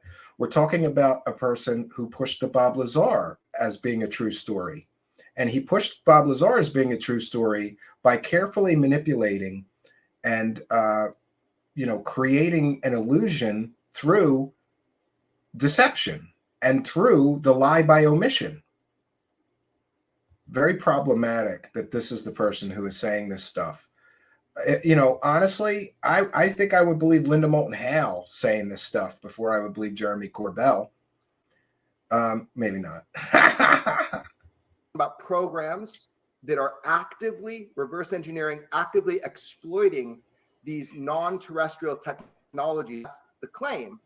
And he's also talking about the idea that people have already utilized some of these internal mechanisms to establish where the hardware is.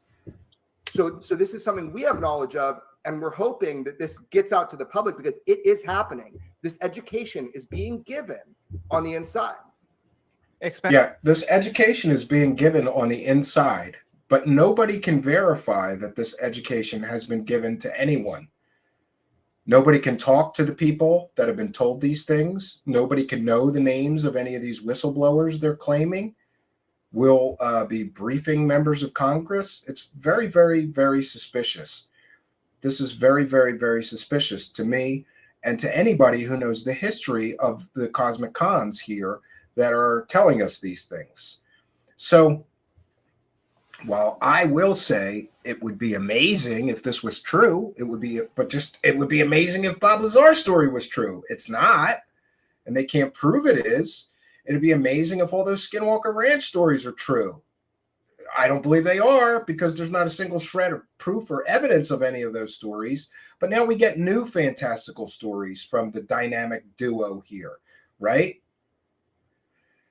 I would just caution everybody to be cautiously optimistic. When this happened, all over UFO Twitter and other places, Reddit, people are dropping this clip going, oh, disclosure's coming next year. Sure. Just like it was going to come in 2001. Remember? Does anybody remember that far back, 2001? Have you been here that long?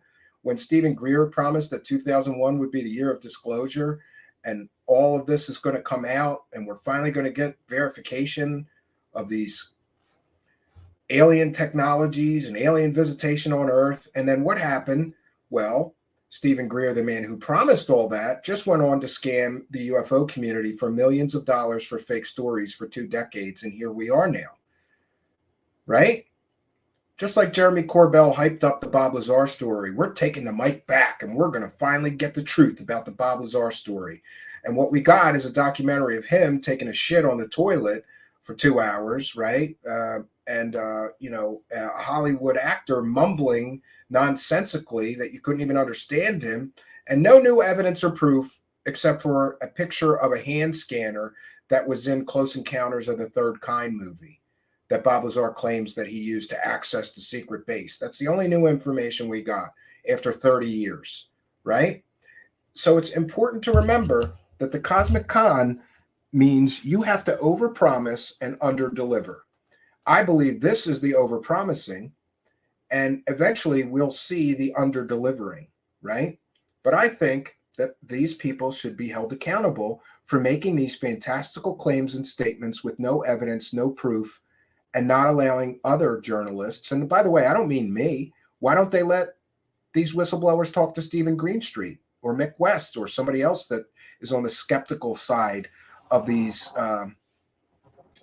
Fantasyland UFO alien stories? Why don't they let a credible journalist from, a reputable newspaper talk to these people? Or is this just more smoke, mirrors, and deception? I know what I believe. Let me know what you think in the comments. Expand on that point, where the hardware is. Expand on that. What do you mean? Well, I'm not going to expand on that right this second, but this is something that's being told, within Congress, within the Senate Intelligence Committee, within whistleblowers coming forward, under IG investigations. They're looking into this. This is something. Except nobody from the United States government will verify that what he is saying is correct. Go try. I did. You go try. Go try to get somebody from the Senate Intelligence Committee to verify that they've been talking to people about alien crash retrieval programs. And by the way, I think that this is another big bluff, and they could mean that there are certain people that will be saying things, real credible people like, I don't know, Dr. Eric Davis or Robert Salas, right, who claimed that UFOs shut down. I'm aware that he's supposed to testify before Congress or something like that. But Robert Salas has changed the story at least 3 times, and his stories get more and more fantastical. They began being very grounded, and there's huge problems with both Eric Davis and Robert Salas. So is that what they're talking about? UFO wackadoos are going to start making claims to Congress with no evidence, no proof? Kind of like they make claims about Bob Lazar and Skinwalker with no evidence and no proof to prove it's true? I know what I think. Let me know what you think in the live chat and the comments. That George and I know for sure is happening, the people involved, all the mechanics of it, and we hope it becomes public through the right channels. But it's important for people to know it's happening. This is not something theoretical. Yeah, it's happening. I'll tell you, Kurt. There's just no proof that it's happening, and no one from the United States government will verify what Jeremy Corbell is saying right now. So is the United States government lying? Are they going to go to the Men in Black and the government are still covering it up explanation that everybody goes to when they get caught over-promising and under-delivering? And by the way, this is a classic case of over-promising. And soon, I believe we're going to get to the under-delivering part and the inevitable big letdown.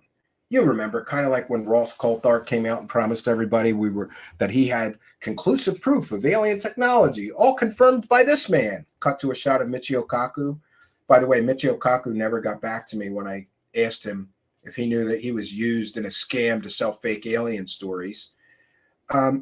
This is what the cosmic cons do. They overpromise and then they underdeliver, and that leads to the inevitable big letdown. Now, I will say, I hope I'm 100% wrong, but given these two cosmic clowns' track record of telling fake fairy tale alien stories, I don't believe it. I believe that we're going to get some kind of ridiculousness, like Eric Davis saying, we have off-world vehicles, kind of like he did to the New York Times. And by the way, how can Eric Davis constantly claim he has all these NDAs and he's got top secret clearance so he can't talk about X, Y, or Z, but he can give newspaper reporters ridiculous quotes like he's briefing members of Congress? By the way, that's already happened. Eric Davis said that some time ago, that he was briefing members of Congress about alien off-world vehicles. Could that be what they're referring to when they say this has already happened? Which would mean that this whole thing is one big nothing burger. Because what came from that? Nothing. And you cannot show me one member of Congress who will verify he was briefed by Dr. Eric Davis, who, by the way, the United States Air Force once said that Eric Davis' research was crackpot science. He's not a credible scientist. I don't care what you say. Yeah, he's got some published papers. He's not a credible scientist. He's a UFO insider wannabe who always fails to deliver any real evidence, just like these two. So is that who they're talking about? People like Eric Davis, people like Robert Salas, both of which have been telling alien stories forever with no evidence, no proof, no corroboration, no smoking gun to prove that what they're saying is actually true. I know what I believe. My first foray into this idea, the preposterous idea that we've got craft and materials from some other world, some other intelligence, was 33 years ago with Bob Lazar. And I know a lot of your listeners. 33 years, and he hasn't proven that story is true, but he's back with these new fantastical stories. Is it going to take him 33 years to prove what he's saying here is true, and he never will, kind of like he did with the Bob Lazar?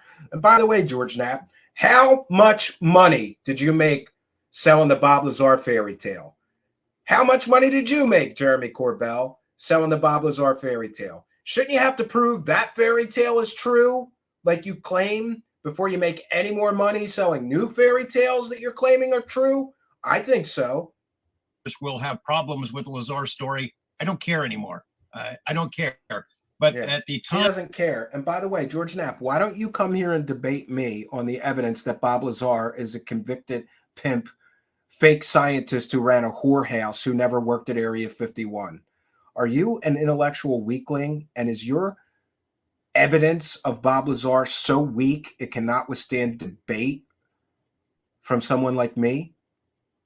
Or how about Jeremy Corbell? Why don't you come here and debate me on your evidence that Bob Lazar is telling the truth? And I will debate you on my evidence that Bob Lazar is a convicted pimp, fake scientist who ran whorehouses and other scams and never worked at Area 51, and his story is completely fake.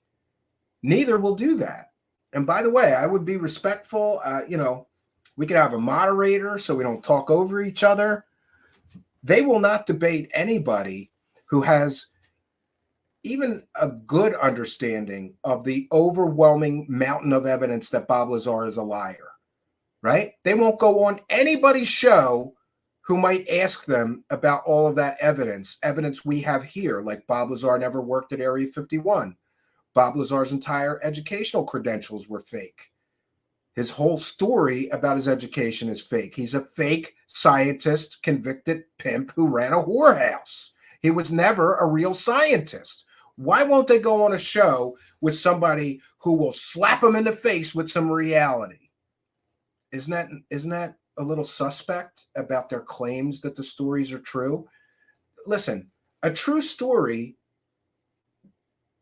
stays true.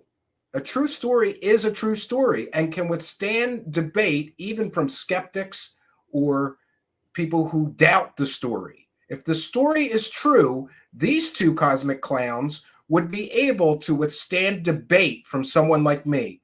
They will not, and they cannot, because they know that the evidence that Bob Lazar was never a real scientist, his education was fake, he never worked at Area 51, he never worked at S4. S4 doesn't exist. A real Area 51 security guard said he never stepped foot on the base. They told George Knapp that. He covered that up. These two clowns have covered up any evidence, or just refused to talk about any evidence that would indicate that Bob Lazar is what he really is. A convicted pimp who ran a whorehouse, fake scientist, con artist.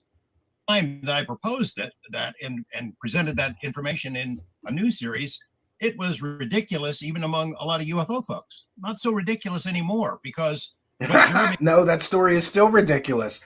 Your convicted fake scientist pimp can't prove anything he said. But now you're going to bring other people that are going to say similar stories, and that somehow proves that the convicted pimp guy who ran a whorehouse fake scientist was telling the truth? No, it doesn't. False equivocation. I have reported over the last couple of years is there were legacy UFO programs that have not been made public. There were efforts to take these materials, exotic materials of unknown origin, put them in the hands of aerospace companies, the big players, and try to figure out how they worked. And when Bob Lazar had that story a long time ago, people tisk and denied it and ridiculed it. Now, not so much, because some of these whistleblowers we're talking about or appearing before Congress now have already given statements, are there to tell them about the legacy programs, that they are real, that there are these exotic materials, that reverse engineering programs have been underway. Notice he's very careful to say exotic materials. Exotic materials could be anything. Could be metamaterials, could be special alloys that our competitors in the world stage are using, right? What if China has some advanced metals that they're creating with 3D metal printers or something like that? And some of those drones or whatever aircraft they're designing with those exotic materials have crashed and we've recovered them. Very careful not to say it's alien, right? But I'm not saying it's alien, but it's aliens. That's the way the Cosmicon game works. So they may have some information about some exotic materials being recovered, but I predict there will be no evidence or proof that any exotic materials are in fact alien in origin.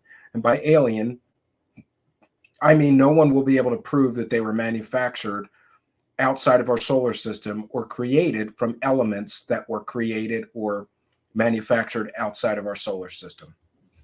The big question remaining is, will the public get to know about this? And can those materials be retrieved? If you hand them over to, say, a Lockheed or a Northrop or a company like that, is there a paper trail that says the ownership should be with the American public, that it has to be returned?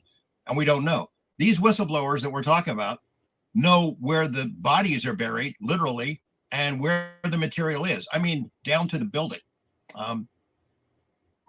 It's going to be really interesting to see if Congress makes that information public, because we know that. Did you hear what he just said? That it'll be very interesting to see if Congress makes that information public. So now he has an out. They both have an out. If 6 months from now people start asking what happened to all those whistleblowers with the alien material, and they were telling Congress, and we're all going to find out about where those bodies are buried and where the alien material is and all that other stuff, right? And none of that ever happens, they could just blame Congress. Well, Congress decided to keep it a secret. They decided not to tell the American public. They're covering it up. We weren't lying. People did brief them, and they won't talk about it. This is the perfect way to sell a fake alien story, because no one will be able to definitively prove that they're lying here. But they won't be able to definitively prove that they're telling the truth, which again means that this will not pass the test of falsifiability, which means that this whole exchange is worthless information. They've heard some of that testimony already. And they verified some of that testimony, we know. Who verified it? Can I talk to them? Will they tell me they verified it? The smugness of this guy, he's smiling because he knows that people like me or other people who are skeptical won't be able to prove that he's lying. I'll be able to tell you what I believe, but isn't it convenient?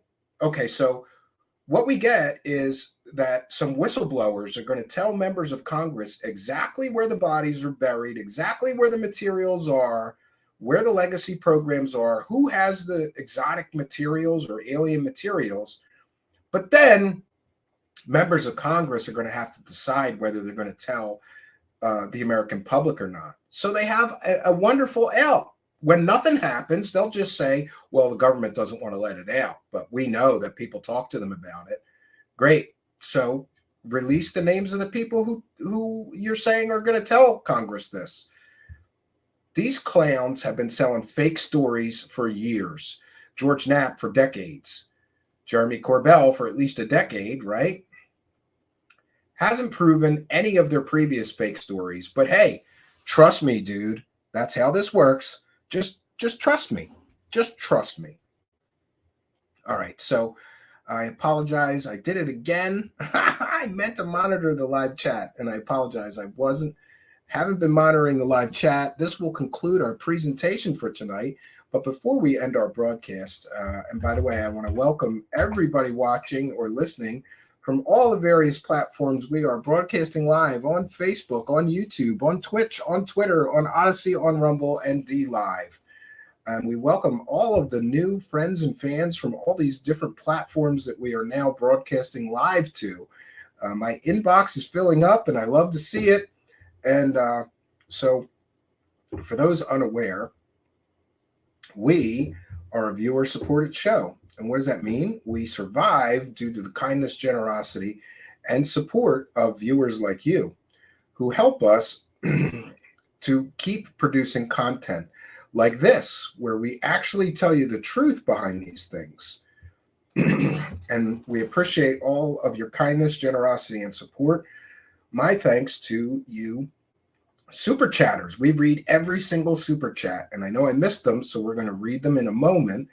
And we thank anybody who becomes a new member during the broadcast. And we thank our Patreon supporters as well. Here's Ian to let you know how you can support us.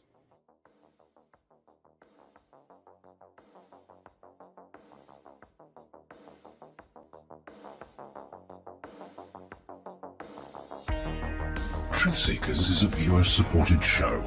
Wonderful people like you who enjoy this show send pledges in the form of super chats, super stickers, super thanks, PayPal, or Cash App. Instructions for how to help are in the description. You can also join our Patreon, and for as little as $1 a month, you can get extra content. Patreon supporters get a backstage pass, early access to all our production videos before they are distributed publicly, Stephen Campion's music, private writings, a monthly show journal, and more. You can also become a YouTube channel member for $5 a month. A YouTube membership includes all of the Patreon benefits, plus a special members badge, priority reply to video comments, and the live chat, plus a monthly members-only video. We thank you all, kind and generous benefactors, for supporting Truth Seekers. Thank you for your generosity and support.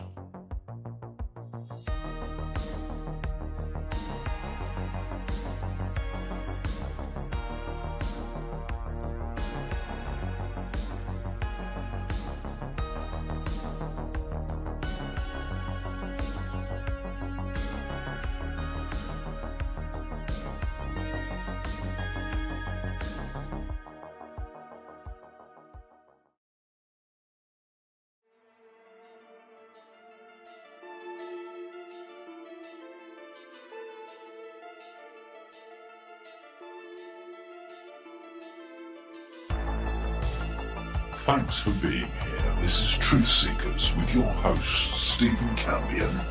Please rate, like, and comment on our videos or podcasts. If you are listening to an audio podcast, please rate us 5 stars to help us rise in the search rankings. If you are watching on YouTube, please like, comment, and subscribe to our channel. If you're listening to an audio podcast, we love and appreciate you listeners, but you are missing the live tapings. All our shows are recorded live with video feed. We'd love you to come be a part of our live broadcasts and tapings for the podcast. Head on over to YouTube, click the search tool, the little magnifying glass, put Truth Seekers, one word in the search bar, and hit enter. You'll see a strange and mysterious guy with sunglasses. That means you found the channel. Go there, smash the subscribe button, and hit the notification bell to receive up-to-date info on our YouTube channel. We welcome you to be a part of our live taping and our chat room during the live broadcasts. Seek the truth. Speak the truth. This is Truth Seekers. Truth Seekers. Truth Seekers.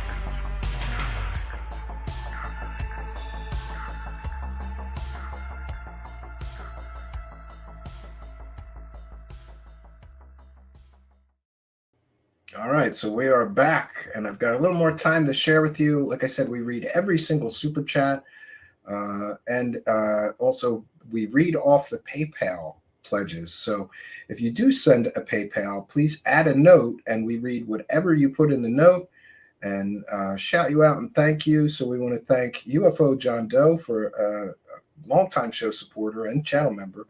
Kind and generous $9.99 super chat says, another great show, Stephen. Hard to combat the facts.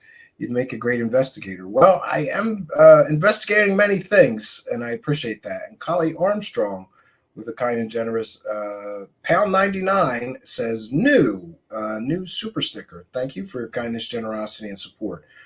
And going forward, any of the super chats going forward, I will put on the screen. I'm sorry. Let me see if I can find those two to put them on the screen. Otherwise, if you have questions or comments for me, please put them in all capital letters. And I apologize for the mess in here. I really got to clean up. Yeah, the multicam setup is great if everything is like where it's supposed to be. I've got all kinds of stuff jammed everywhere in here. I'm in this tiny little room.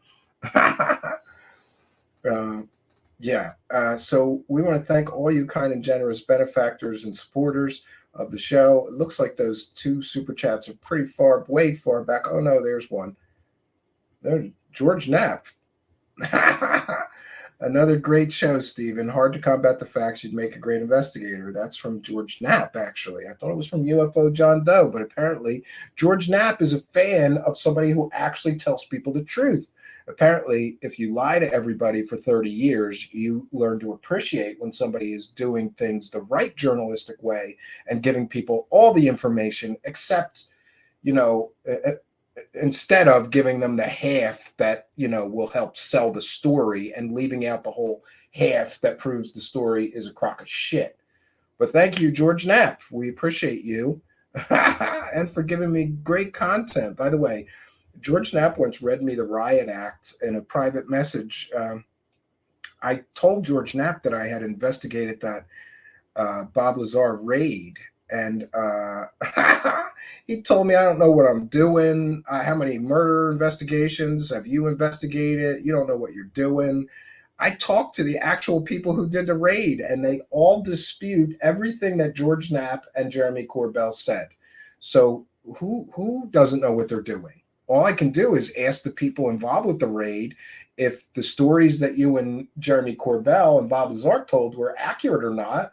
And they all say that you lied about it all. So I did what I was supposed to do. And I got on the record statements and comments. And thank you, Jason, with a kind and generous $2 super sticker. Thank you for your kindness, generosity, and support of the show, and for being a channel member. Praise the cash, friends, right?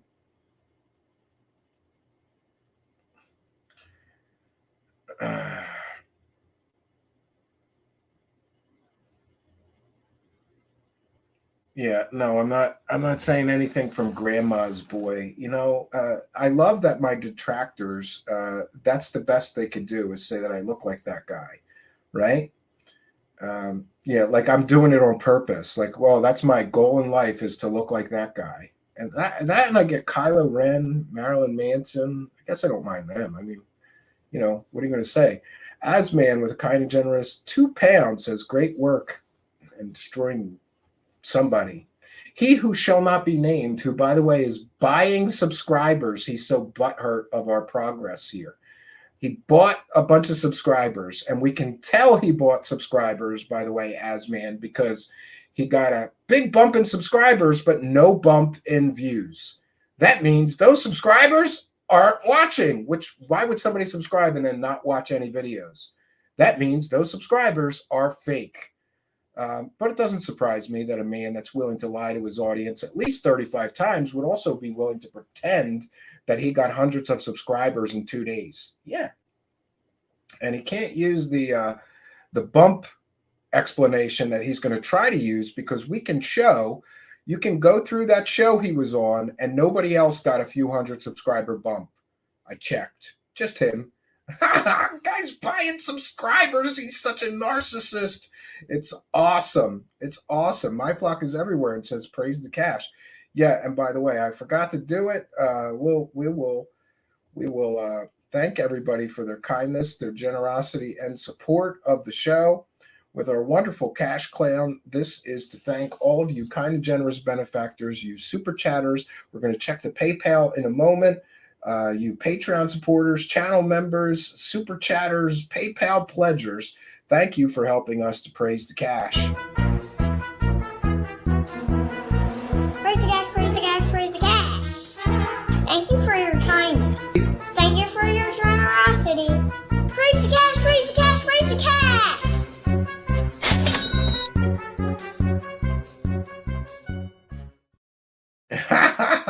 Yes, let us praise the cash, friends, right? Let us praise the cash. I'm all about that. Praising the cash is good. But I want to thank everybody. Everything is going incredibly well. And I every once in a while I reflect on the fact that I used to be literally a voice in the wind that no one heard. And that's a tough place to be in when you first get started, especially when you have some opinions about the truth that are counter to the circus. This is a UFO circus. It's a UFO circus, and it's filled with UFO clowns that are willing to do whatever it takes to get you to buy the ticket to the circus, right? So when I first started, we were quite literally, especially starting in an audio podcast, I was a voice in the wind, and very few people were listening. But if you do good work, eventually that changes. So I'm going to encourage you, if you just started a podcast or a show, keep going. Just go water that garden every day and stick to your guns. Do good work. That's the best thing that you could do to attract an audience. Do good, consistently good work. How much do you think one of those Indian bot farms runs? Well, I'm aware of one of them that has 300 phones. And so, and this is a long story, but I have a background in computer science, and I once looked into bot farms in India and China for a research project. And I even talked to some of the people in India and China and other countries, Malaysia. There's bot farms in Malaysia as well, about how it works. And generally, they put up websites where you can buy views or subscribers, and they have racks, shelves of 300 phones. And when somebody buys them for, say, 300 views, they tell all the phones through software that connects to the phone rack to go view that video. And then that person gets 300 views. And, you know, that's how the bot farm system works. But YouTube doesn't like bot farms or fake subscribers.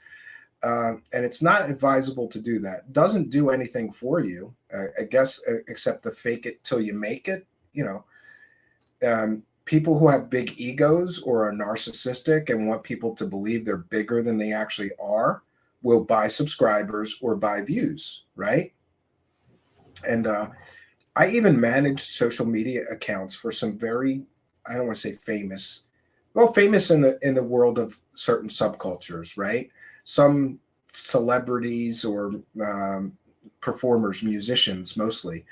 And it's interesting to me how many people would come to me, and their clients, their customers, and they would say, I'm coming out with my new music video. I want you to get it 10,000 or 100,000 views.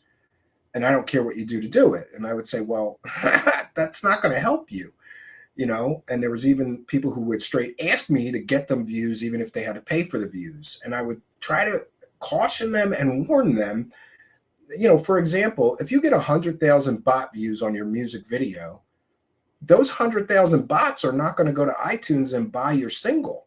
So it does nothing for you other than inflate your ego and make people believe that more people are tuning into you than actually are. So buying views or buying subscribers, it does nothing for you. In fact, it's detrimental, because I'm aware of many shows, and I could name them, name and shame, but I won't.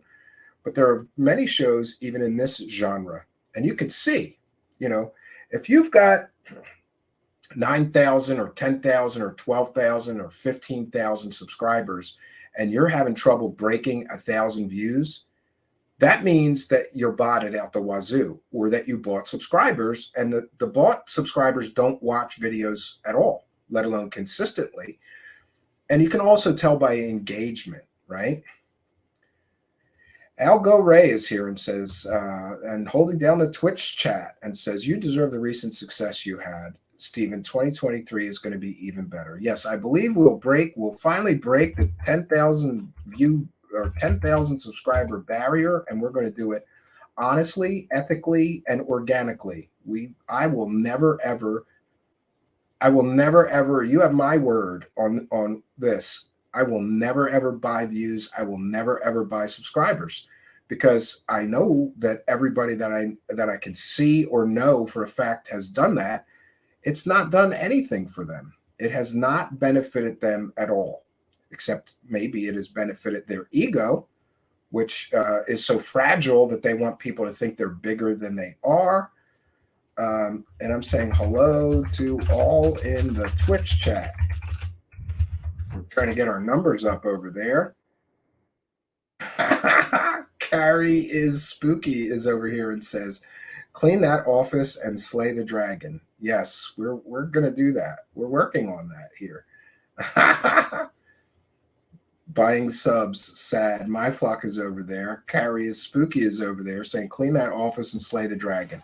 Well, you can't see spooky, but there's just one corner over there that's really a mess, right? And then my wife yelled at me because she even helped and she never cleans in here, but she got so sick of like tripping over stuff trying to. By the way, this also is supposed to be, well, it's not a bedroom, but this is, I have dressers over here where my clothes are and a closet over there where my clothes are. This is where my wife dumps everything. I didn't know this when I got married, but apparently there's an unwritten law of marriage if you have a wife that says that you're not allowed to have any of your shit anywhere in the house except for the one room she lets you have. So when my wife cleans the rest of the house, she just gathers up anything that I may have left out or whatever and just throws it in here. So I got a problem, Spooky, in that there's way too much stuff in here, and I got to pare some of this stuff down. I got some boxes. I'm going to put some of this stuff in boxes and put it in the garage. I'll probably never see it again, or the attic. But I have one corner over here to clean, and I've got more cameras to hang and more lighting. We've got much better lighting to put up, which I've been really looking forward to. Does anybody think the Leak Project buys subscribers? The way you could usually tell is by looking at their views. Like I said, if you have 9 or 10,000 subscribers and you're having trouble breaking 1,000 views, that's a very poor percentage of engagement, which is some indication of buying subs.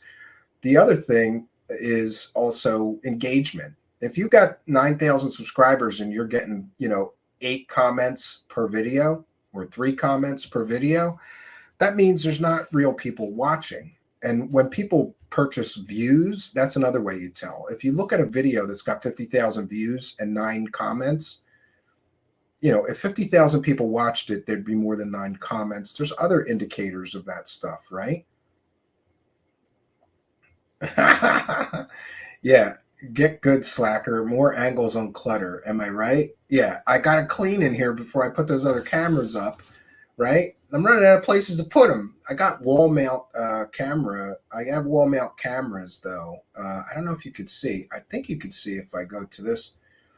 If I go to this view, you could see over there, the cameras are actually, mounted on mounts. So I got a few more to hang in here, Spooky, and I'm going to clean the clutter so you don't see that. And yeah, I'm going to get this done. I meant to do it before the year ended. I really did, Spooky. Even my wife said, don't you want to start the new year off with that shithole all cleaned up? And I go, yeah, I want to, but there's a lot of stuff. I got a lot of stuff going on right now. My car wasn't running, but luckily, I'm happy to say I fixed it myself. Yeah, and Brandy Phillips is reminding people, send a super chat and see the adorable clown. Yeah. Attempting a campsite revelation. Yeah, we can't do live streams from the new location of the new studio, but while I'm building it, I'm going to be filming it, and we're going to be broadcasting the whole building of that whole studio. Yeah. Yeah, thank you. Eisen Teich is here and says, yeah, man, I do like your set, brother. Thank you. I appreciate it. I worked pretty hard on this. And a lot of this is just stuff we had around, like these 2 big screen TVs were like upgraded from the rest of my house. So they make it helps. It really does help. And by the way, I can't stand people on a green screen. God bless you. If that's, I get it. A green screen is $20 and you could use unlimited graphics behind you. But I think it's very unoriginal because everybody does that green screen. And the other thing I don't really like, Eisen Teich, is this. I don't like the box, the head in the box, the talking head. I don't like that. It's so one-dimensional. So we want to be able to show more angles and show more things, like showing the whole room. I think that is better, and it shows a whole dimension of the set and the show, not just a guy's talking head in a box. I don't like that, and I really don't like green screen. And I tried green screen for a while.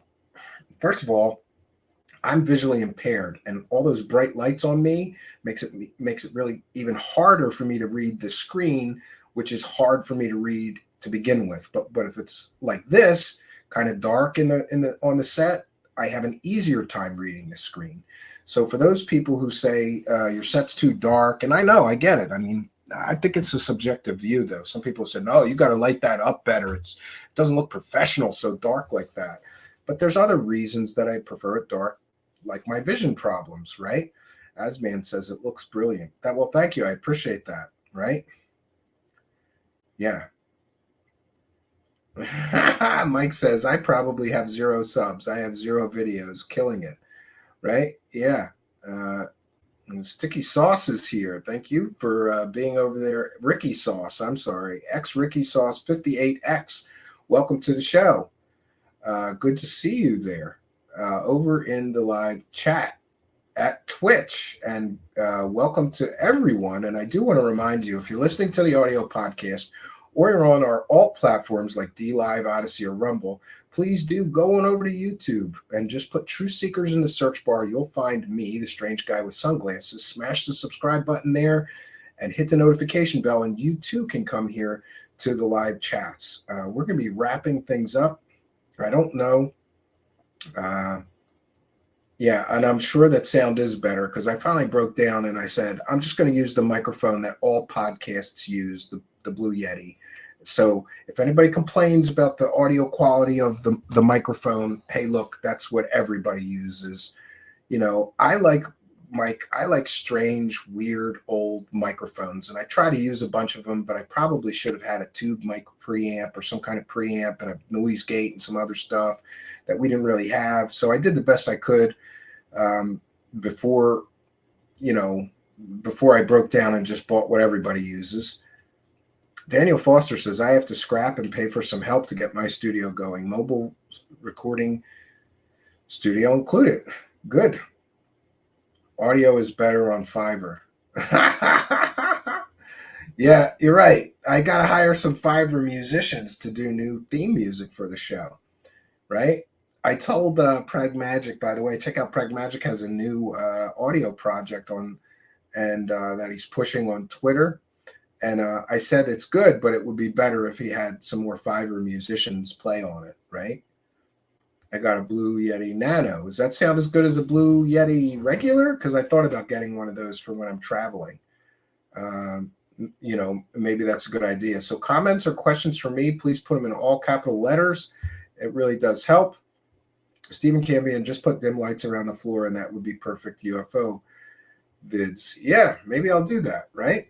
And IR Film says, I think your set looks awesome, Steve. Thank you. I worked real hard on this because, like I said, no offense to anybody who's just using a green screen or just using the head in the box that everybody else does. I don't like that. Why? Because it's completely unoriginal. And if you go right now and watch 1,000 live stream shows, most of them, you're going to see a green screen and a guy with his head in the box. And I'm sure you could be creative with that, but it's pretty unoriginal considering everybody is doing it. And I didn't want to be doing the same thing that everybody else is doing. Sarah Clement is here on Facebook saying hi, and I'd say hi back. JLW says unique atmosphere, and that's what I wanted. And Operation Shutdown, love the lights. Yeah, me too. Thank you. Daniel Foster is here and says, I play strings, bass, and woodwinds, just so you know. Well, email me at truthseekershow@gmail.com. I'm going to need some studio musicians for an upcoming project, and I'd be happy to have some help, right? Wally's World 420 is here and says, Daniel, I have to work overtime to supply my studio. Do you know, Wally's World, when I built my original studio in Philadelphia, what I started with was a brick building that was a stable at one time. they kept 4 horses in there. An old brick building, and all it had was brick walls, and so we had to build walls in there, and we had to break through this one brick wall and put a door in and a big window in for the studio. And I worked overtime for something like 3 years, and I was working so much that it was ridiculous, but I was determined to build that studio. So I worked 10 or 12 hours a day in a cubicle. Sad. But I was earning extra money to buy materials and equipment to build the studio. And eventually we had a really nice, proper commercial grade recording studio that people all over Philly would use. I'd record other bands, other solo artists. And actually, some of the music that we use here is old customers and clients. I went to some of them and said, remember that album I recorded for you? There's some good songs on. Can I use it with my show? And they all said, yeah, sure.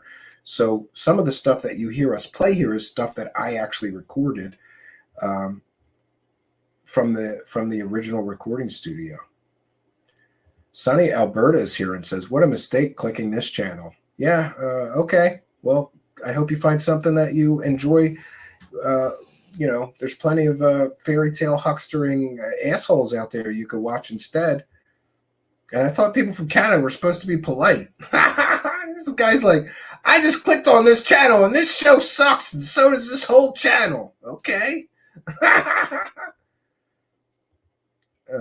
Asmund Teich says, that's why I like you, man. Damn, that's dedication. You're a hard worker too. All the best, my friends. Well, thank you. I appreciate that. And I appreciate everybody saying that. And oh, by the way, I got to check in with the PayPal and make sure we didn't get any PayPal pledges over there that I should be thanking or shouting out. And we will do that. And thanks to anybody who has sent a PayPal while we're waiting to log in here. And we have Sweet Caroline, longtime show supporter, who says, great show, but wasn't able to chat, not feeling well. Sweet Caroline. Well, I'm sorry to hear that, Sweet Caroline. And if it makes you feel any better, I'm not feeling well, and I almost bailed on tonight. My throat is killing me. And interestingly, though, I don't have many other symptoms. My nose is a little bit stuffed up, but mostly I just have a terrible burning sore throat, and I was losing my voice. And then today I started getting it back. I'm still not quite there. I don't understand what's going on. I feel like I have throat infection, which is something that I used to get pretty frequently, a couple times a year. I still have my tonsils. The doctor once told me that's why I get frequent throat infections, and because I use my voice to work. So I talk more than most people, right? But it's interesting that over the course of the new year, all my critics finally got what they've always wanted. They shut me up. I lost my voice almost completely. But it took a couple days off, and I've been drinking hot tea with lemon and honey. That's what I have here now. It helps a little bit. And I think that I really got to stay off the voice, because I was feeling better earlier, but now it's on fire again. So we're going to wrap things up. And I'm sorry you're feeling under the weather, Sweet Caroline, but I hope you feel better as well. Get you some rest. That is the best thing to do, right? Complizared is here with a kind and generous $3.33, what is that, euro, I think? And thank you for being a member, longtime show supporter, Complizared. We love and appreciate all you channel members and longtime show supporters, or new time show supporters, but especially you longtime show supporters. Complizaird's been here forever. He came with the show. Thank you, Complizaird, for your kindness, generosity, and support of the show, and for helping us to praise the cash.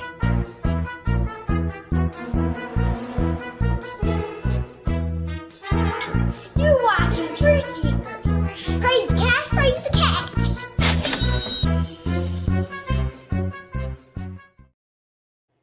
Thank you, Complizaird. Wally's World says, I love lemon and water. Patty says, feel better, Stephen and Sweet Caroline. I think I would feel better if I just didn't talk for a week straight. I don't know. It's weird. Like, I was staying off my voice, resting my voice, and then I started feeling better, and now I was talking for two 2 hours, I feel much, much worse. So it's definitely something throat related, but hopefully that'll work itself out. I may have to go to the doctor, and I hate that. Like, just give me something if it's a throat infection for a throat infection, because it's not a flu, because I took Tamiflu for 3 days and it didn't feel any better. And I don't think it could be a cold. I don't know. I hate stuff like this. It's just winter gross sickness. That's what it is. Sick, gross winter stuff. Take a break, deserve it. You'll be glad you did. Well, Billy Hicks, unfortunately, the way YouTube works is if I get off this treadmill, the numbers take a shit. And everything takes a dive. Even if you take 3-4 days off, it goes to nothing. So we're trying to stay on the treadmill. Jeremy Kenyon Locker Corbell is here and says, gargle with warm salt water. And nice to see Jeremy tuning in to hear me call him a liar for 2 hours straight. And a garbage shit huckster, right? Peddler of garbage. I agree. Thank you very much. Feeling ill? Watch the Goof On doc. It will cheer you up. They're hoaxing again. They're hoaxing again. Yeah, you're right. That always does cheer me up, right? That's got to cheer you up. Yeah. True, but you have dedicated fans. And Spooky is here. Good to see you, Spooky. And by the way, Spooky, I asked you once. I got you a gift, but then I didn't send it in time. So I need you to send me where to send it, right? And Spooky will be happy to know that I bought almost no one gifts this year because I'm just a lazy slob of a man like that. I bought my wife something and my children, but that's it. Other than you. You were the only... That's it. So I got to send it out to you. Send me where the hell to send it to. It's a good gift. You'll like it. Especially given your love of books. Daniel Foster, I have some ionic gold if interested for health, like bad cold, strep, or flu. I don't trust that stuff. Sorry, but there's too many scammers selling that and monatomic silver, monatomic gold, all that stuff. Nope, not interested. And I don't think that stuff is really safe for internal use,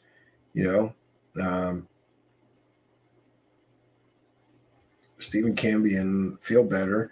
My mouth hurts bad, still broken teeth. Well, I hope you get that fixed. Yeah, that's the worst when you have a dental problem, especially when you can't get it fixed for a while. Does third phase highs anywhere for entertainment purposes only? No, they're a science and technology channel. They're not entertainment. They're a real science and technology channel, right? Yeah. Yeah. I don't get that. I've done it for a decade. Well, good for you. I don't know. I never have used that stuff. And I just don't trust many of the people who are selling it. Patty Wilhelm says Z-Pack. No, I think I need some antibiotics because whatever I have is probably, antibiotics for bacterial infection? I have a throat infection, I'm pretty sure. Feels exactly like when I had a throat infection the last time. But I really can't complain because I haven't been sick in over a year. So... Spooky heard third phase moon even believe in UFOs. Could be. Yeah, that's exactly what I did. Yeah. I bought Spooky all the Corey Good comic books, right? No. I wouldn't give that clown money even as a joke. I would like to find his address though and send him an anger management kit, right? No, I didn't. Don't get excited, Spooky. I didn't do that. I'm not paying $180 for 3 comic books of garbage. Yeah, absolutely. Disgusting bunch of you know what. Yeah, I get it as well, right? Red arrows in the thumbnail make it true. I believe that. I'm going to start using that. Red arrows. You know who else is going the garbage clickbait route? Goof On. Yeah. Oh, giant spaceships. Yeah, sure. Yeah. And he doesn't care if it's fake as long as you click on the video. He doesn't give a shit. Stuffed dino beaver. I have one of those. I'm not giving up mine. Yeah. Tina, viewer, sent that to me. I'm keeping that. I have it in. I don't have it on my desk. I'm going to put it on my desk because that's my only amoxicillin 500. Yeah, I wish I had some. I don't have any. So I got to go to a doctor to beg for something simple like antibiotics. I always thought that was stupid. If you're sure that you need antibiotics, you should be able to just get antibiotics. Garbage farm. Yeah, absolutely. Well, what can I say, friends? We're going to wrap things up here, but I do have an exciting music video, which someday I got to change the brands to all be the same. I'm sorry if you'll see sometimes the name changes because they're set to different things. I have to fix that. But there's some good news, and that is that we have an amazing Pope Step X-Files music video, right? We have that from Simon Fly, and we're going to play it on the way out. So I want to thank each and every one of you for joining us. I want to thank our chat room moderators. I want to thank you kind and generous Patreon supporters and channel members, you PayPalers, PayPal pledgers, and you super chatters and super stickers. And by the way, thanks to the super thanks people. Now you can throw money at me even when we're not live. It's called the super thanks. Just hit the thanks button. And I will do better to try to pin and thank every one of you who send a super thanks in the comments. It really does help. Every dollar does help, so we appreciate all of you. So we're gonna bounce on out of here, and we will be back tomorrow night at 9 p.m. Eastern. You don't want to miss that because I'm going to be showing you the very best evidence of paranormal phenomenon at Skinwalker Ranch. Yeah, I'm going to show you the best evidence of paranormal phenomenon at Skinwalker Ranch. That's what I'm going to do. I'm going to show you the very best evidence tomorrow night of paranormal phenomenon at Skinwalker Ranch. And I almost feel bad for Brandon Fugel, who has spent millions, I think, to buy that ranch. I don't think he's broken even making his money back. But who knows? Maybe he has. But if he hasn't, I feel bad for him. 6 years in, and tomorrow night I'm going to show you what they say is their best evidence. Ooh, you don't want to miss this one. And we'll have more of a breakdown on the legend. And that's what I think it is. It's the legend of Skinwalker Ranch. Who knows? But having observed more and sort of gotten to know more about Brandon Fugel from a personal perspective from Stephen Greenstreet's pieces, I kind of like the guy. I think he's full of shit, but I think that he has good intentions and he really wants to do this right. It's just, can he withstand the demands of a television show where you lose the television show if nothing paranormal happens, right? I don't know. But tomorrow night, 9 p.m. Eastern, we're investigating and showing you the best evidence of paranormal activity at Skinwalker Ranch. So I want to thank all of you for joining us. We'll be back tomorrow night, hopefully with a little better and less scratchy voice. I apologize. I'm going to go say nothing until tomorrow night, 9 p.m. I welcome you all to be here. I'll be here, and I hope you will too. So that's all I got for you, friends. And until next time, my name is Stephen Cambion. Good night, and God bless all of you. Even you, George Knapp, and even you, Jeremy Corbell. I hope you too go do something more meaningful with your lives than sell people fake stories for money. Good night, and God bless everyone.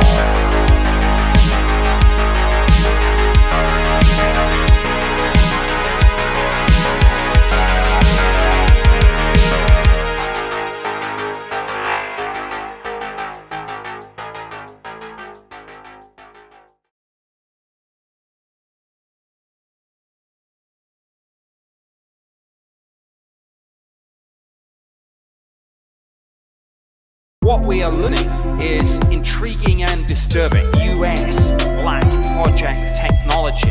What we are learning is intriguing and disturbing US Black Project technology. What we are learning is intriguing and disturbing US Black Project technology. What we are learning is intriguing and disturbing US Black Project technology. If anything is alien, unknown unknowns. If anything is alien, unknown unknowns. Reopen the X-Files. Reopen the X-Files. Reopen the X-Files. Reopen the X-Files. If anything is alien, unknown unknowns. If anything is alien, unknown unknowns. Reopen the X-Files. Reopen the X-Files. Reopen the X-Files. Reopen the X-Files. Do you know where there has been the most UFO sightings in the world? Is there a specific place? It probably is the United States. Why? There are probably some statistical biases. Do you know where there has been the most UFO sightings in the world? Is there a specific place? It probably is the United States. Is the United States. Pop culture, pop culture, pop culture, pop culture, pop culture, pop culture, culture, X-Files, X-Files, X-Files, X-Files, X-Files. Reopen the X-Files. X-Files, X-Files, X-Files, X-Files. Reopen the X-Files. X-Files, X-Files, X-Files, X-Files. Reopen the X-Files. X-Files, X-Files, X-Files, X-Files. Reopen the X-Files. X-Files, X-Files, X-Files, X-Files. Reopen the X-Files. X-Files, X-Files, X-Files, X-Files. Reopen the X-Files. X-Files, X-Files. Reopen the X-Files. Restart research and investigation.